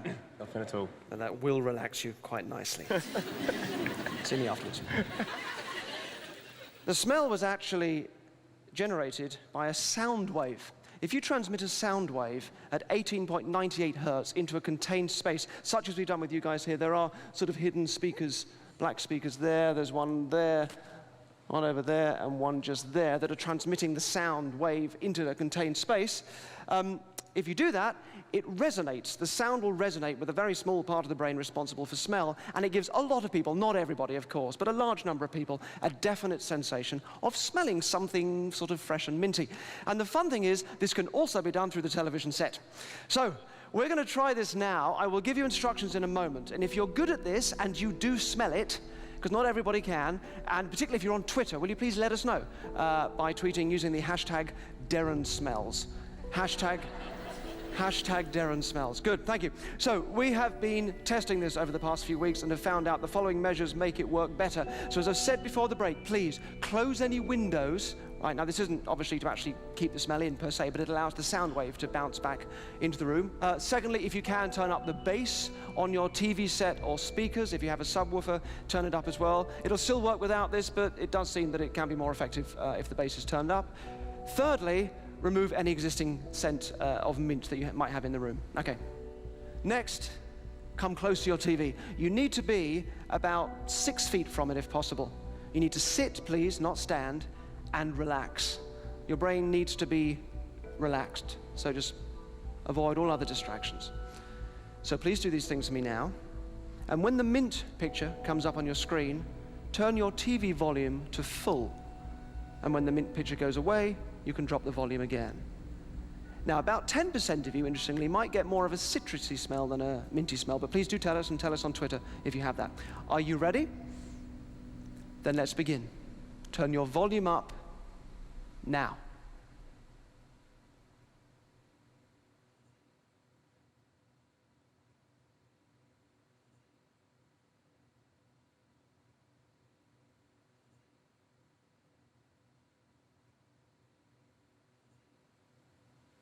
There you go. So please let us know if you could smell anything, mint, citrus, or just cock, as I'm sure most of you will be tweeting as I speak. Or maybe it was the whiff of something more organic you picked up on. Pile of poo. The sound wave doesn't exist. If you smell peppermint, then welcome to the placebo effect. It's nothing more than suggestion and expectation. Research indicates that if you smelt it, you're probably more creative, open, and intelligent than those who did not. And if you didn't smell it, it probably means you are more critically minded and less prone to obvious flattery. But it's precisely this expectation and suggestion that I'm working with during my attempt to give Natalie her religious experience using purely psychological techniques.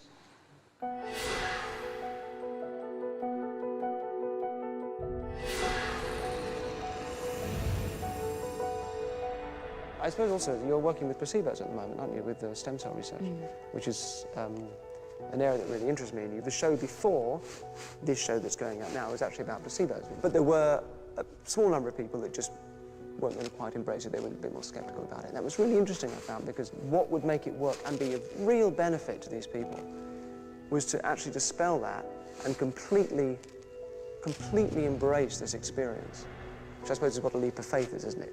Well, to be honest, I think applying for this show was one of the first things I've ever done that I didn't know what the end result would be. Yes. Because this is literally a leap of faith, because you apply and you don't know what's going to happen. You don't know if you're going to get picked. Yeah. You don't know what they're going to do with you if you get picked. Yeah. And it's a whole, few months of don't know, can't plan, can't control. I am, that's what some people see me as a control freak, because I've never done anything without knowing what the end result or the conclusion would be. Right. So this was a new thing. Yeah. It was a new thing. So you took a bit of a leap. Yeah, totally.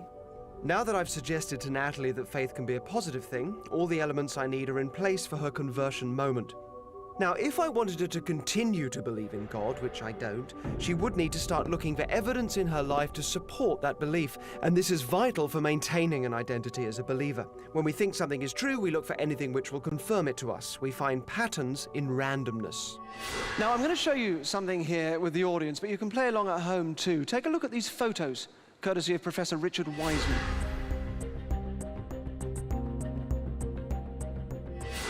So, picture of a young girl, cruel victim of a custard pie attack. But if you look at, there is something slightly odd in the picture. I don't know if you can work this out. If you look behind her, can you see that? What is that? Can you see it? There is, yeah, it looks like a weird sort of homunculus or little goblin or tiny sort of man's face. If you look at the bricks behind him, you can see it actually would be oddly too small for a man. Looking over the wall. What about this one? Take a look at this. Can you see? Now, this is a bit more difficult to spot. This is a car. Notice there is nobody in the car. It's empty. Can you see anything weird in this one? Face in the wing mirror. Exactly. Well done. Nicely spotted. No one in the car yet. A creepy reflection of what appears to be a woman in the wing mirror. So let's just go back to the girl. There. So if you take a look at it, you can see, yes, it does look like a face, but you can also, if you just squinted it in the right way, work out that it's also just leaves, isn't it? It's just leaves and light and shadow. But we turn that random interplay of light and leaves into a face. And this is a really interesting thing. This desire to find patterns in randomness, or pareidolia as it's called, is probably the biggest contributor to supernatural belief. Randomness is not a comfortable thing for us to deal with. As our brain whizzes to make sense of things that make no sense, we fall prey to just seeing things that aren't there. I wanted to see how this desire to make sense out of randomness could play out in someone's life, so I asked people to apply for a TV show called Intervention, and Emma here was one of those people, and I arranged to meet up with her to explain more. I've asked Emma to meet me at this cafe where I'm going to explain to her the premise of my new show. In Intervention, I'll be using actors who will intervene in Emma's everyday life in order to teach her things that she can take and use in a positive way. Hi, can I get you a cold drink at all? Water would be great. Yeah, thanks very much. Cheers. Hi, Emma. Hi, Derren. How you doing? Sarah, nice to see you. Nice to meet you. I would like you to take part in my new show, if you're up for it, and it's called Intervention. We are going to set up interventions in your life. We're going to make things happen to you. Now, most of them will be fairly subtle and natural. Some of them maybe less so. The point of the show is to teach you something that I think you'll genuinely benefit from and will get something out of. And to prove how easy it is for me to manipulate the world around you, the guy over there on the bench is going to spill your water. Bugger up!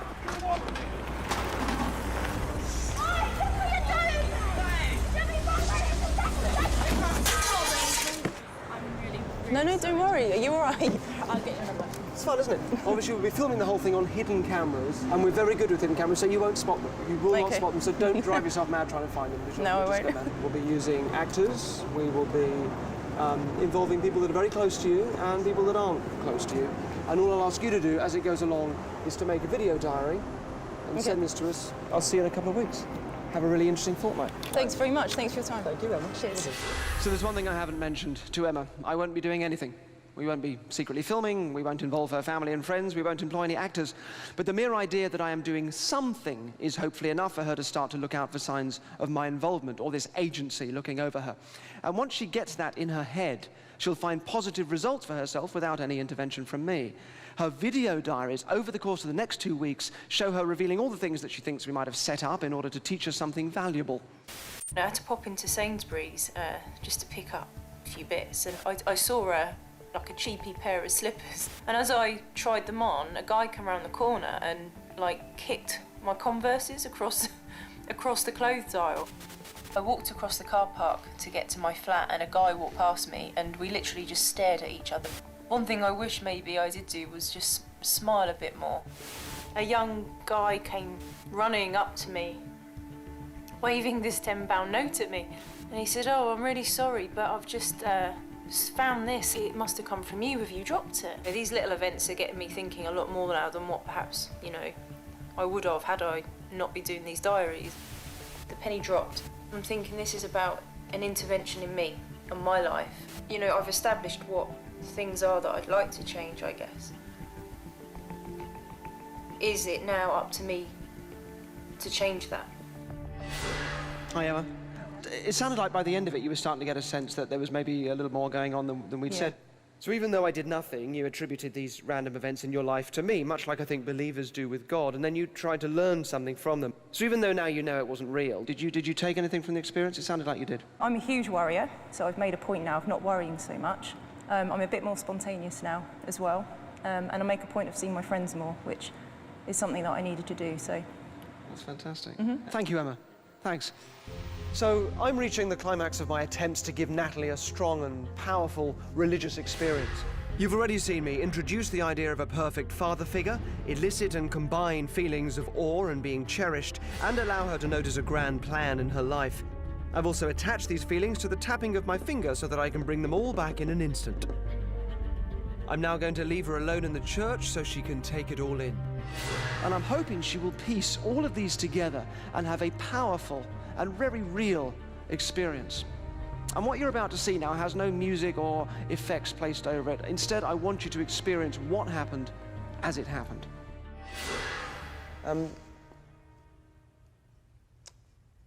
Brilliant. I'm actually just going to nip out for 2 minutes and leave you here for a second.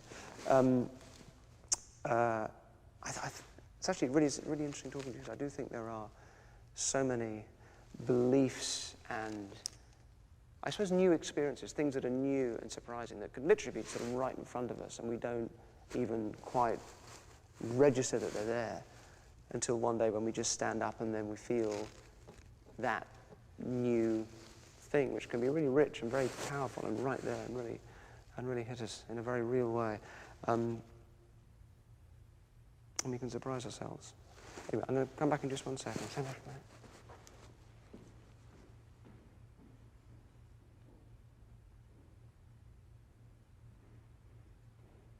You can stretch your legs. You don't need to. You can, get up and move around if you like.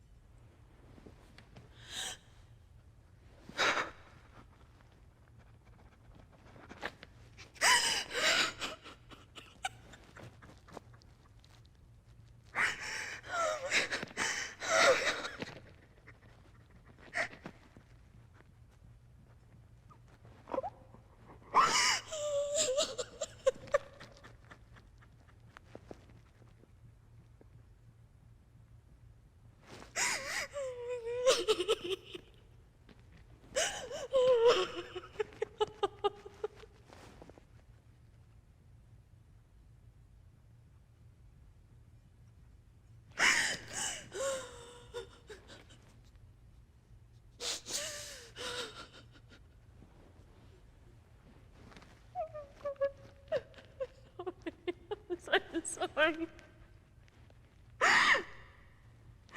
Oh, I love you.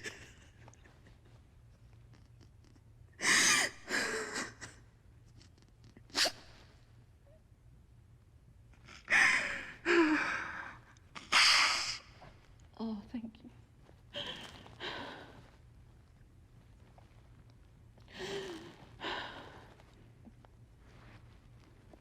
Oh, thank you.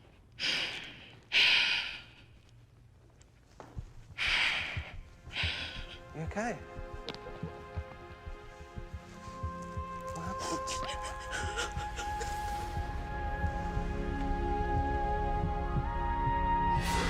After the break, we're going to meet Natalie.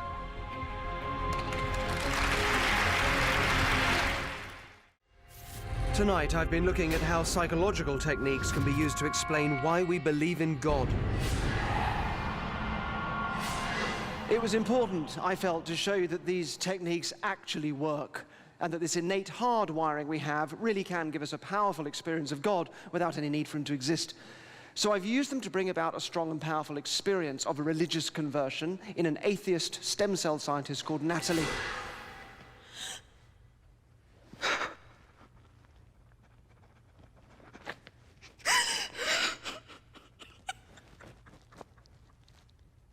We're going to meet her in a bit, but first let's hear her initial reaction to the experience. Yeah, talk to me. Why couldn't I have had this all my life? Like I'm saying, I've had moments where I felt complete awe at what I could see, you know. I've been to music concerts where you leave it and you're just on such a high because the talent you've seen on stage has just blown you away, and oh, it's like the love I get from my family and my friends. I just felt that times 1,000. When you just when you stood up? Oh, God. Oh, God. How do you feel when you think about God now compared to how you were earlier on when you came in? Like a unconditional love that will always be there no matter what. I don't know. Oh, it's so conflicting. So you think it doesn't quite fit into your scientific mindset? Ever the scientist. Oh, God. Do you want to go and get some fresh air, some water? Oh, water, please. Some water. You can get some water.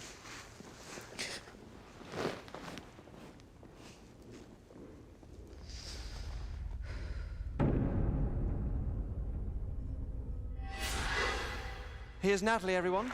Thank you for joining us. Now, we've kept you out of the way. You haven't been following anything that we've been talking about here. You don't know what this program has been about. Excellent.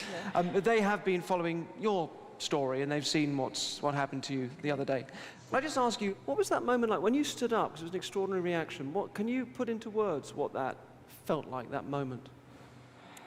It just felt as though all the love in the world had been thrown at me, and it was completely overwhelming. You saw I couldn't really handle it because it felt as though that love had always been available to me, but I'd kind of pushed it away or mistreated it somehow by not letting it into my life. Mm-hmm.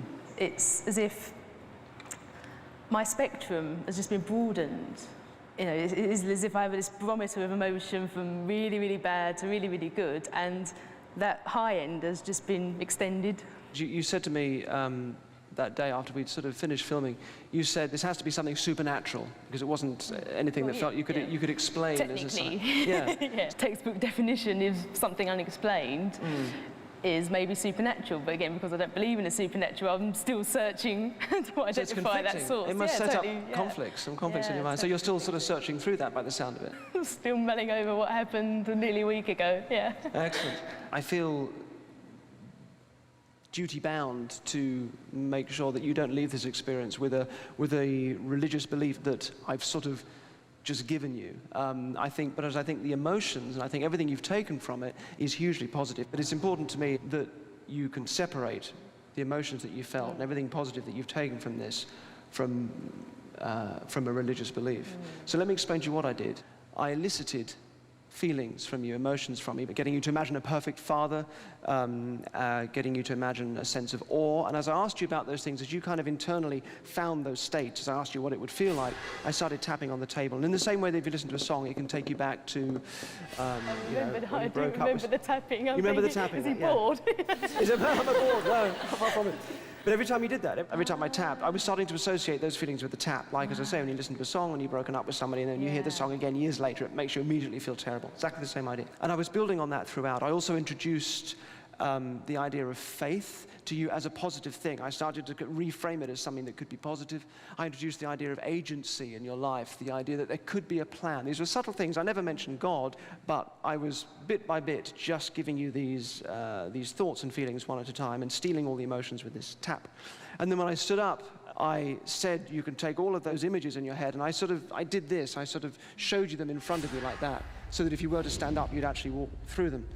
And I said that some people do stand up and feel this, and I tapped on the table, leaving you with that suggestion, which is entirely unconscious. So it's not something you'd be processing or thinking about. You wouldn't know I was doing it, but your unconscious is picking up on all of those things. When you did stand up, it simply triggered off those emotions that I'd given you, all in one very powerful moment, which is the experience, pretty much, of a religious conversion.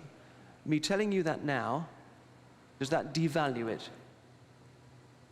It has added a kind of artificial element to it for me now. Okay. But again, I suppose inducing an emotional reaction to something, if it's to external influences, it's always artificial in a way. You know, if it's from listening to an amazing piece of music, that's an emotional stimulus that's come from an artificial source. So exactly. it's all... the emotions are real, that's the point. It's just important to me that you don't feel it has to be attached to something supernatural or superstitious, because it wasn't. Okay. And it's not even like it came from me. It certainly didn't come from God. It came from you. And those are real, perfectly real emotions that, as you said, have expanded now your emotional repertoire and things that you can now carry with you for the rest of your life, but you don't need to attach them to anything superstitious. It's important that I leave you with that knowledge, so you're not being fooled by anything. Right? That's important. But Natalie, thank you very, very much indeed. Thank you for doing this, and thank you for coming in. Thank you.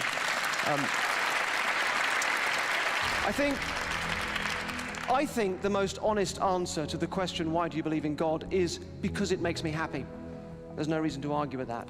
We all find ways of making ourselves happy. And understanding religious experience as a human process is, to me, far more resonant and a more beautiful approach, because it's real and it shows how astonishing we are and what emotional riches we are capable of. We each live an extraordinary and improbable life. Thank you, Natalie. Thank you, all of you. And thank you for watching at home. Good night. Born on a Saturday as well, but you didn't know that, did you? No, I didn't. Aries, you're an Aries. Yes, I am. And you dreamt you were married to Alan Titchmarsh. I did. Yes, thank you very much. Take a seat, go. I've made a living out of giving the impression that I have paranormal abilities, but I don't. In my work, I use a mixture of magic, suggestion, psychology, misdirection, and showmanship. But there are people who do claim to have paranormal abilities. As a magician, I love this promise of a mystery I can't explain. I'm also aware of how easily we can fool ourselves. So while I'm approaching this series ready to be convinced, I am aware that big claims need big evidence. And few claims come as large as those of the Bronikoff method, a psychic program that has its eyes set on world domination. This is footage of students of the method. It purports to show people who are seemingly able to see, even though blindfolded. Some critics say it's fakery, but practitioners say they've developed extraordinary psychic powers, including the ability to see without using their eyes. Level 3 is extremely valuable for people who have no eyesight. The founder of the method is a charismatic Ukrainian, Vyacheslav Bronnikov, who believes that his method will create a new Superman and everyone can benefit. Amongst their most intriguing claims is that they can teach the blind to see, even those without eyes. Rostov-na-Donu, it's a city in Russia. There is a boy, and he was born without his eyeballs. Nobody told him he was blind, and he can see better than you. Think about it. We can make blind people see who haven't got any eyes.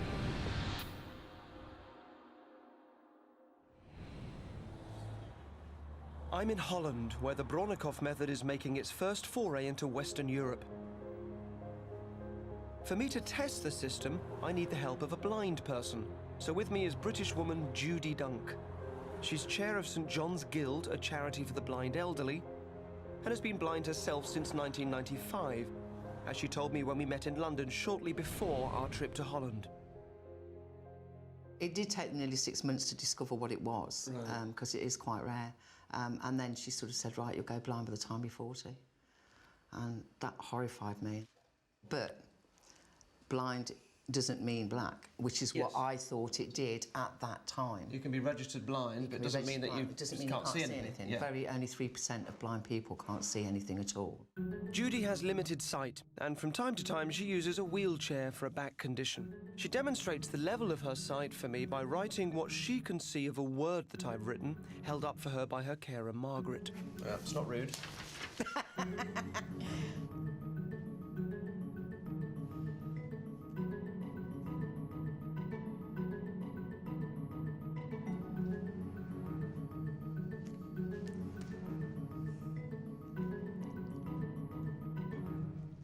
There. Now, I don't know what you've written. What's the word? Envelope. Oh, envelope. There you go. That says envelope. Yeah. So that's tricky, now, isn't it? if you actually transfer that to everything that I look at, then you've got some idea of how I see things. This is the baseline from which any improvement in Judy's sight must be measured. Although she shares my scepticism, Judy is intrigued by the claims made for the Bronnikov method. Well, there is one phrase on their website that actually states, we can make blind people see who haven't got any eyes.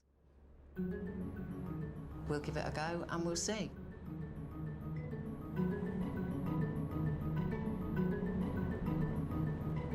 So, Derren, what do we know about this man, Mr. Bronnikov? Not a huge amount. He's a very elusive character. He has a real legend around. Slightly kind of Rasputin-esque, I think. Yeah.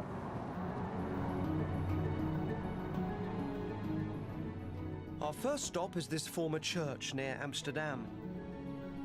It is to be the first Bronnikov school for the blind where partially sighted people will be taught to see.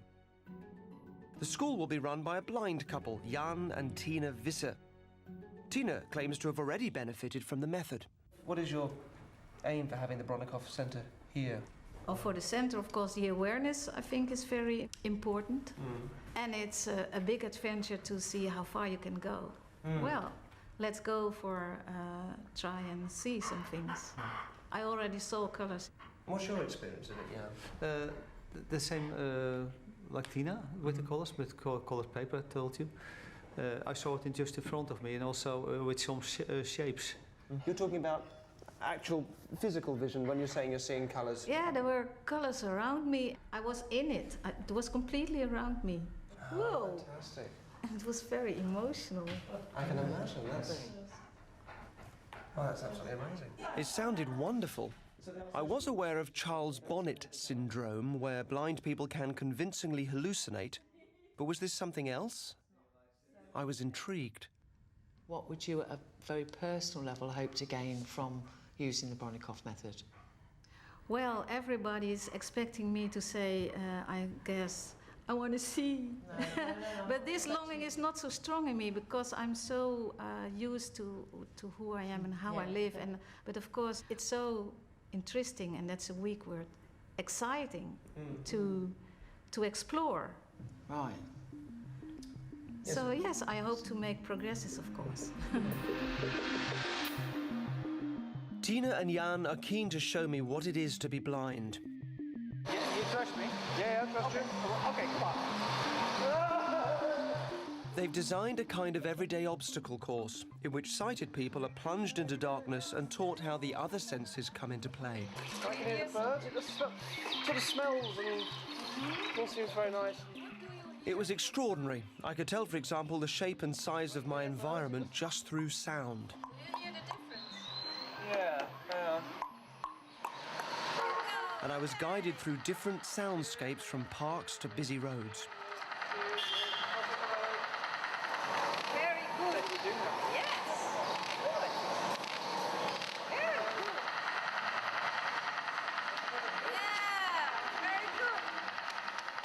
It's amazing to notice how much you are noticing without noticing that you're noticing. You know, is it just to be aware of what you can pick up that you just simply don't bother paying attention to. But also, just an insight into your world. I know that's sort of obvious, but there's a big difference between sitting down with somebody who's blind. Yes. And then suddenly feeling very close to you in there and kind of feeling like we're both sort of sharing this. And it's a very different thing. Now I wanted to know if the Bronikoff method's claim of training the blind to see will be fulfilled for Judy when we attend their 4-day course. We will take part in the beginner's course, level 1. Although we're here to test the Bronikoff method's claim to create a world without blindness, this psychic system actually sells itself as a method of human development, offering uses in wider medicine, finance, even architecture. In fact, on the courses I'll be attending, only a tiny percentage of people are actually blind. According to the Bronikoff's proponents, over 300,000 people worldwide have taken the course, and it's not cheap, starting at nearly €700 for level 1. The course is being taught by Vladimir Bronikov, the son of the founder and the man featured in the publicity material. But these could just be simple tricks, and there have been accusations that they're achieved just by looking down the side of the blindfold, or even through small holes in it. Certainly, many conjurers perform far more impressive blindfold stunts. Vladimir has been shown having difficulty replicating these feats when the possibility of cheating is removed. One of the leading figures in the movement is Peter Kamp, a Dutch technology expert who had tried to explain to us how the system works, using a Hollywood-style analogy. And let's make a short step to the film The Matrix. In The Matrix... I like The Matrix, yeah. It's a nice movie, isn't it? It's a really cool movie, and we like it a lot. Because it explains what we do. Okay. It explains what it is, only they do it a little bit slightly different than we do. So we've got a material world. So when we look outside, I see your body, I see yours, I see a cameraman, I see this board. This is in the material world. Yeah? When we dream, we are in a non-material world. And there's a world in between, which is reality, we call it. When Nano was a computer nerd in the Matrix, he was in this world. Then he took a pill, and he moved to this world. And there he's trained in all kinds of things like martial arts, and he used it when he came back in this world. We don't shift bodies, but we only shift consciousness. So when we put on our blindfolds, our masks, we move to this space, be trained here, and we turn it off again, and we are back here. That's what the Matrix is. You stay in Wonderland. The movie's dystopian vision of a future world in which the protagonists shuffle painfully between different levels of reality reflects much of what the followers of the method believe they are able to achieve using only their minds. Remember, all I'm offering is the truth, nothing more. From this rather eccentric start, things got stranger as Peter went on to explain that the method has 18 levels, only 3 of which have been worked out. Level 1 teaches students how to generate the energy necessary to apply the Bronikoff method. If I'm looking now, my brain gets the energy because light is coming through my eyes. But as soon as I close my eyes, where's the energy coming from? Urogenital system. The urogenital system. So by doing the level 1 exercise, we improve this part. And as soon as I close my eyes, this generator starts to work. It gives energy to my brain. If I don't develop that, it will destroy you. The brain would be drawing energy from the urogenital system that isn't there and would physically damage the body as well. That's correct. So that's why the main thing within our method is safety rules. So much for level 1. Level 2 teaches students how to use their psychic powers and magnetic energy fields to bypass their eyes and generate a blank screen in their mind. This they call the psycho-biocomputer. And in level 3, students learn how to see the real world on that blank screen, even if they're blind. And level 3 is extremely valuable for people who have no eyesight. Because then your brain will see the outside world directly. But back on the course, things didn't seem to be working out so well.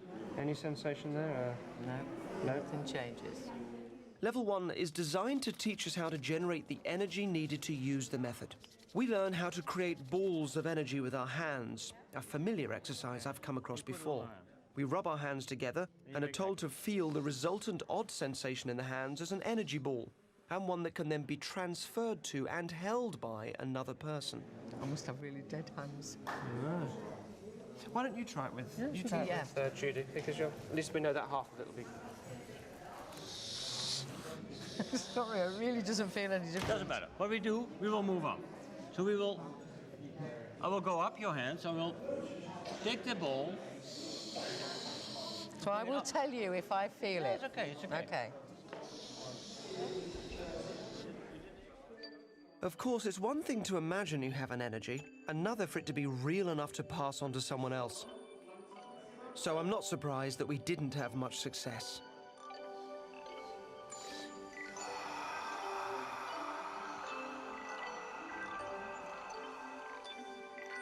Now we learned how to use our urogenital areas to generate the energy that would eventually make it possible for us to create a blank screen in our mind, which the Bronikovs call a psychobiocomputer.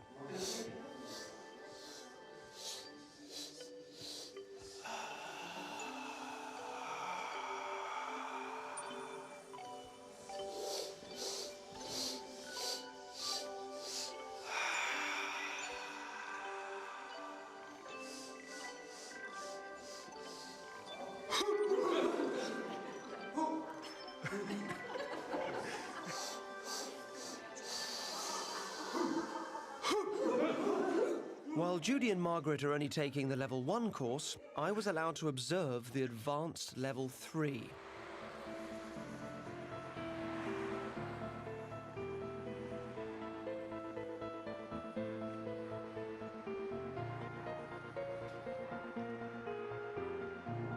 This is the zenith of the method, where we hope to see X-ray vision being developed as the students learn to control the objective outer vision that will help them to see through their blindfolds. Blind or sighted, the course offers this extraordinary possibility to all. Knowing what the mind can achieve, I want to look at the evidence and see if this course lives up to its amazing claims. Vladimir communicates with his multilingual audience through translators. Now, I watched the level 3 students performing a key technique known as a splash, releasing the urogenital energy in a seemingly powerful instant. A splash is raising the energy from your urogenital system. Bring it up. So first you close your eyes. And you make a cloth over here. You bring it up. And when you have enough pressure in your head, you throw it out very fast. So you open up your eyes very fast. Then the energy comes out. This is how you prepare the body energetically, as a safety. I see. Okay. And you can feel energy coming out. Vladimir was testing in front of people's eyes if there really was a hit. Oh, that's what he was doing. He was testing. You feel a hit. I see. And as soon as you have done a level 2 or level 3 exercise, if you put on your mask and you have started your psychobiocomputer and you turn it off, then you end with the splash to come back in this reality in a normal way. And your brain are in a normal state again. On this first day, I saw no signs of alternative vision. Instead, they worked on remembering large quantities of information in a flash. It was intriguing, but even with this, no one seemed to have any clear success.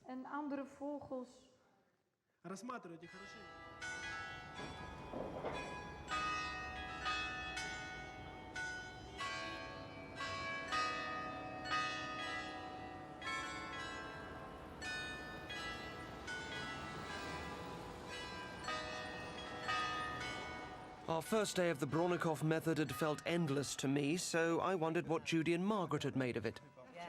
I don't quite understand what we're supposed to be feeling or what these sort of fields of energy are supposed to be about.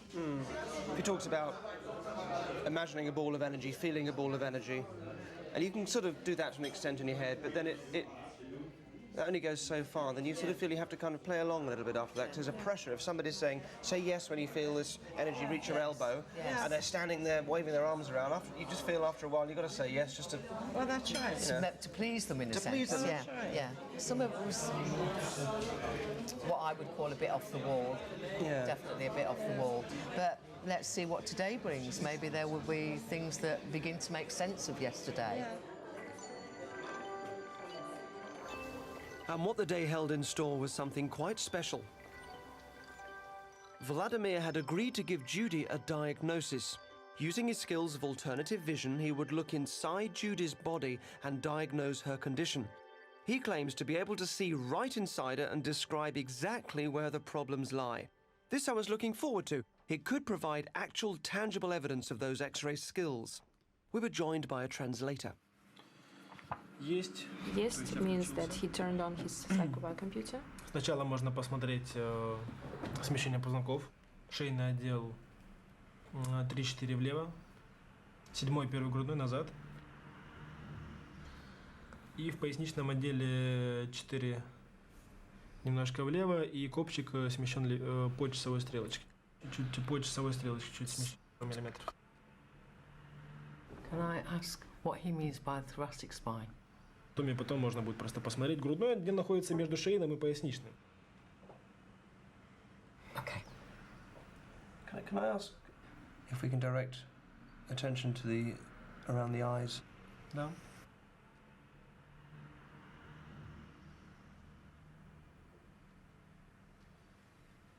В целом по кровообращению в эту зону вообще сильно снижен приток крови.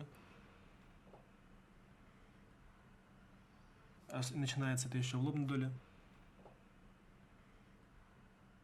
Там венозный застой. Сами глаза, как бы активного очага нет никакого, то есть, как это объяснить? Активного очага нет. Themselves, there is no То есть они очень active zone, active center, let's say. Вялые. They are very vexed. Ткань на дне, она деформированная. Есть рубцы. Функция зрительного нерва местами очень снижена до 10-20%.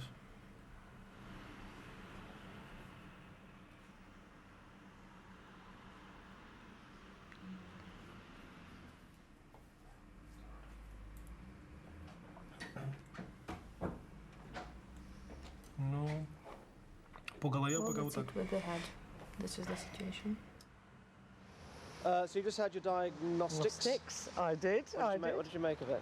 Very interesting. Okay. Some of it was self-explanatory. He's seen me in a wheelchair. I wear dark glasses. Mm-hmm. He didn't, as far as the eyes went, he didn't actually give us any firm indication that he knew exactly what was wrong with them at all. Yeah. This specific diagnosis gave us a chance to form a verdict on Vladimir's abilities. We could get hold of a chart of Judy's spine and compare it with Vladimir's description. Was he really seeing her spine or not? We arranged to have an X-ray sent to us. The Bronikovs had agreed that we could film the whole course, but later in the day they'd suddenly changed their minds. So it's all been going quite well, but the Bronikovs have now said that we can't film the course for a couple of days, which is because they want to keep their techniques to themselves. They're worried that somebody might copy them, which is fair enough. So I'll be attending with Judy, but we won't be filming. But we can film at the end and catch up then, so we get back in.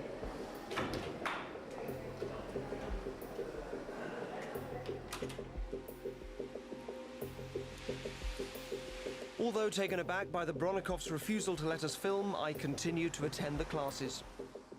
And when my crew is finally allowed back in, we get to see the founder of the method at work, the superhuman figure, revered by so many, who has reached the exalted heights of level 6, and even mentioned that he could levitate, and that we could too. I began by asking him how he came up with the method. Actually, my story, I had 12 teachers. I was absolutely loaded with knowledge, overloaded maybe even, but in a very potent way. And you were how old at this time? Started from 3 years old, but if taking it even more seriously, I came consciously into this body. That was my choice. I actually was aware about coming into this life before I actually was born. And when I was born, I had a lot of capacities already. I want to talk about the ball of energy for a moment. When you do this, you feel a tingle in your hands, and your muscles sometimes create a sensation of pulling away. So I can understand how you can imagine that might feel like a ball. I don't understand how you make the leap from an imaginary ball, a sensation in your fingers, to then placing that somewhere where other people can feel it and touch it and move it around. I guess you didn't understand anything. When we wrap our hands between two parts of the brain, we create a connection. And this connection actually works and transforms. And everything else is secondary, individual. Everything works inside of the brain. I would love to see the evidence. I really would love to see the evidence. Let your scientists organize in England. They will let them organize the scientific commission. Well, maybe will come and it will work. And you will study from the very beginning till the very end. Well, maybe my problem is that I haven't seen somebody who can really look at a box and see something that's inside it. Is it possible? I don't want to embarrass you, but is it possible for somebody at level 6 and somebody with your skill to be able to do the test? They were doing a test. They were looking at a box and seeing what was in it. Is it possible? Unfortunately, you form a negative show, documentary. You create problems for yourselves. You don't have scientific approach, and you don't have basic knowledge of this technology. Do you understand what you're talking about? What do you want? I'm trying to understand. I suppose maybe I'm being naive, and if I am, I apologize. But I feel I want to see a result.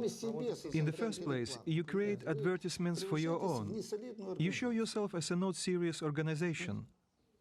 Will I be playing circus here, studying boxes and things? This is not serious. But you teach people to do this. You want science? Let's do science. You teach this at level 3. Yeah. I am not playing anything with you. Okay. And I won't prove anything to you. Okay. So there is something called Charles Bonnet syndrome, which is where blind people can hallucinate and think they are seeing things on the outside world, and it is very convincing for them. Now, do you think it would be unfair if blind people were being persuaded that that was actual real vision if it was just a hallucination? We don't do healing here at all. We don't do healing. We deal with human development, and I want to put it straight. If we think about self-improvement, then to me, becoming better people is about becoming kinder, I think, is important. Do you think it's kind to tell a 16-year-old boy with cerebral palsy that he will walk and maybe develop superpowers? First of all, we're not talking about healing, because we don't heal. Maybe you fix information in the wrong way. I speak of a system of development, and the system of development means that if you create a correct development of certain functions of the brain, you can improve things. We normally want to work with normal, healthy people who use their auto-training techniques for self-development. So I state again, ill people, we don't deal with ill people. We're not designed for ill people. This is for doctors only. So the slogan, world without blindness, is that misleading to blind people? Should it be something else? It is working. And the results are there. Is it clear? And I see that you try to find weak spots and guess the weak spots. And I guess it's fine, because you're from England. Rostov-na-Donu, it's a city in Russia. There is a boy, and he was born without his eyeballs. Nobody told him he was blind, and he can see better than you. Think about it. There's a boy in Russia who has no eyes, and he can see perfectly. You're saying that that is true?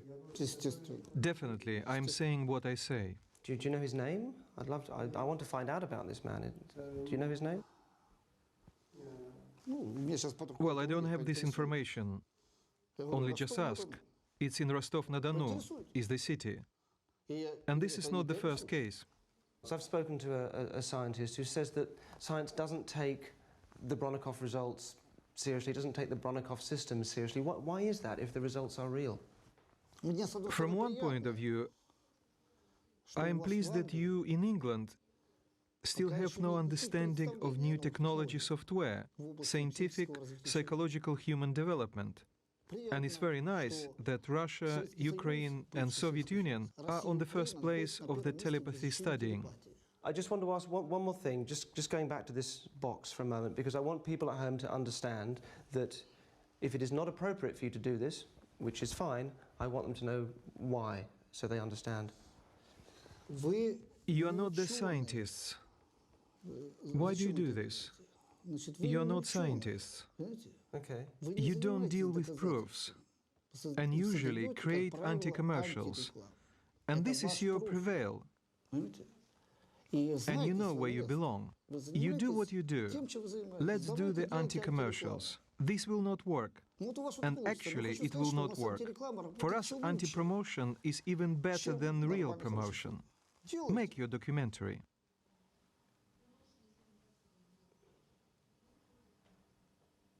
And thank you very much for your time. Thank you very much for having us here and allowing us to film with you.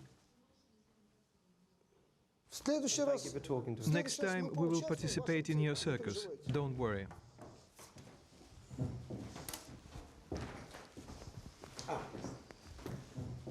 To me, it's important whether the Bronnikov's promises are backed up by real abilities. To others, the hope of extraordinary development may be enough, and of course, even false hope can be invaluable. The balance lies in ensuring that the key figures spreading and profiting from the hope are held accountable, so that people searching can make the best informed life decisions for themselves.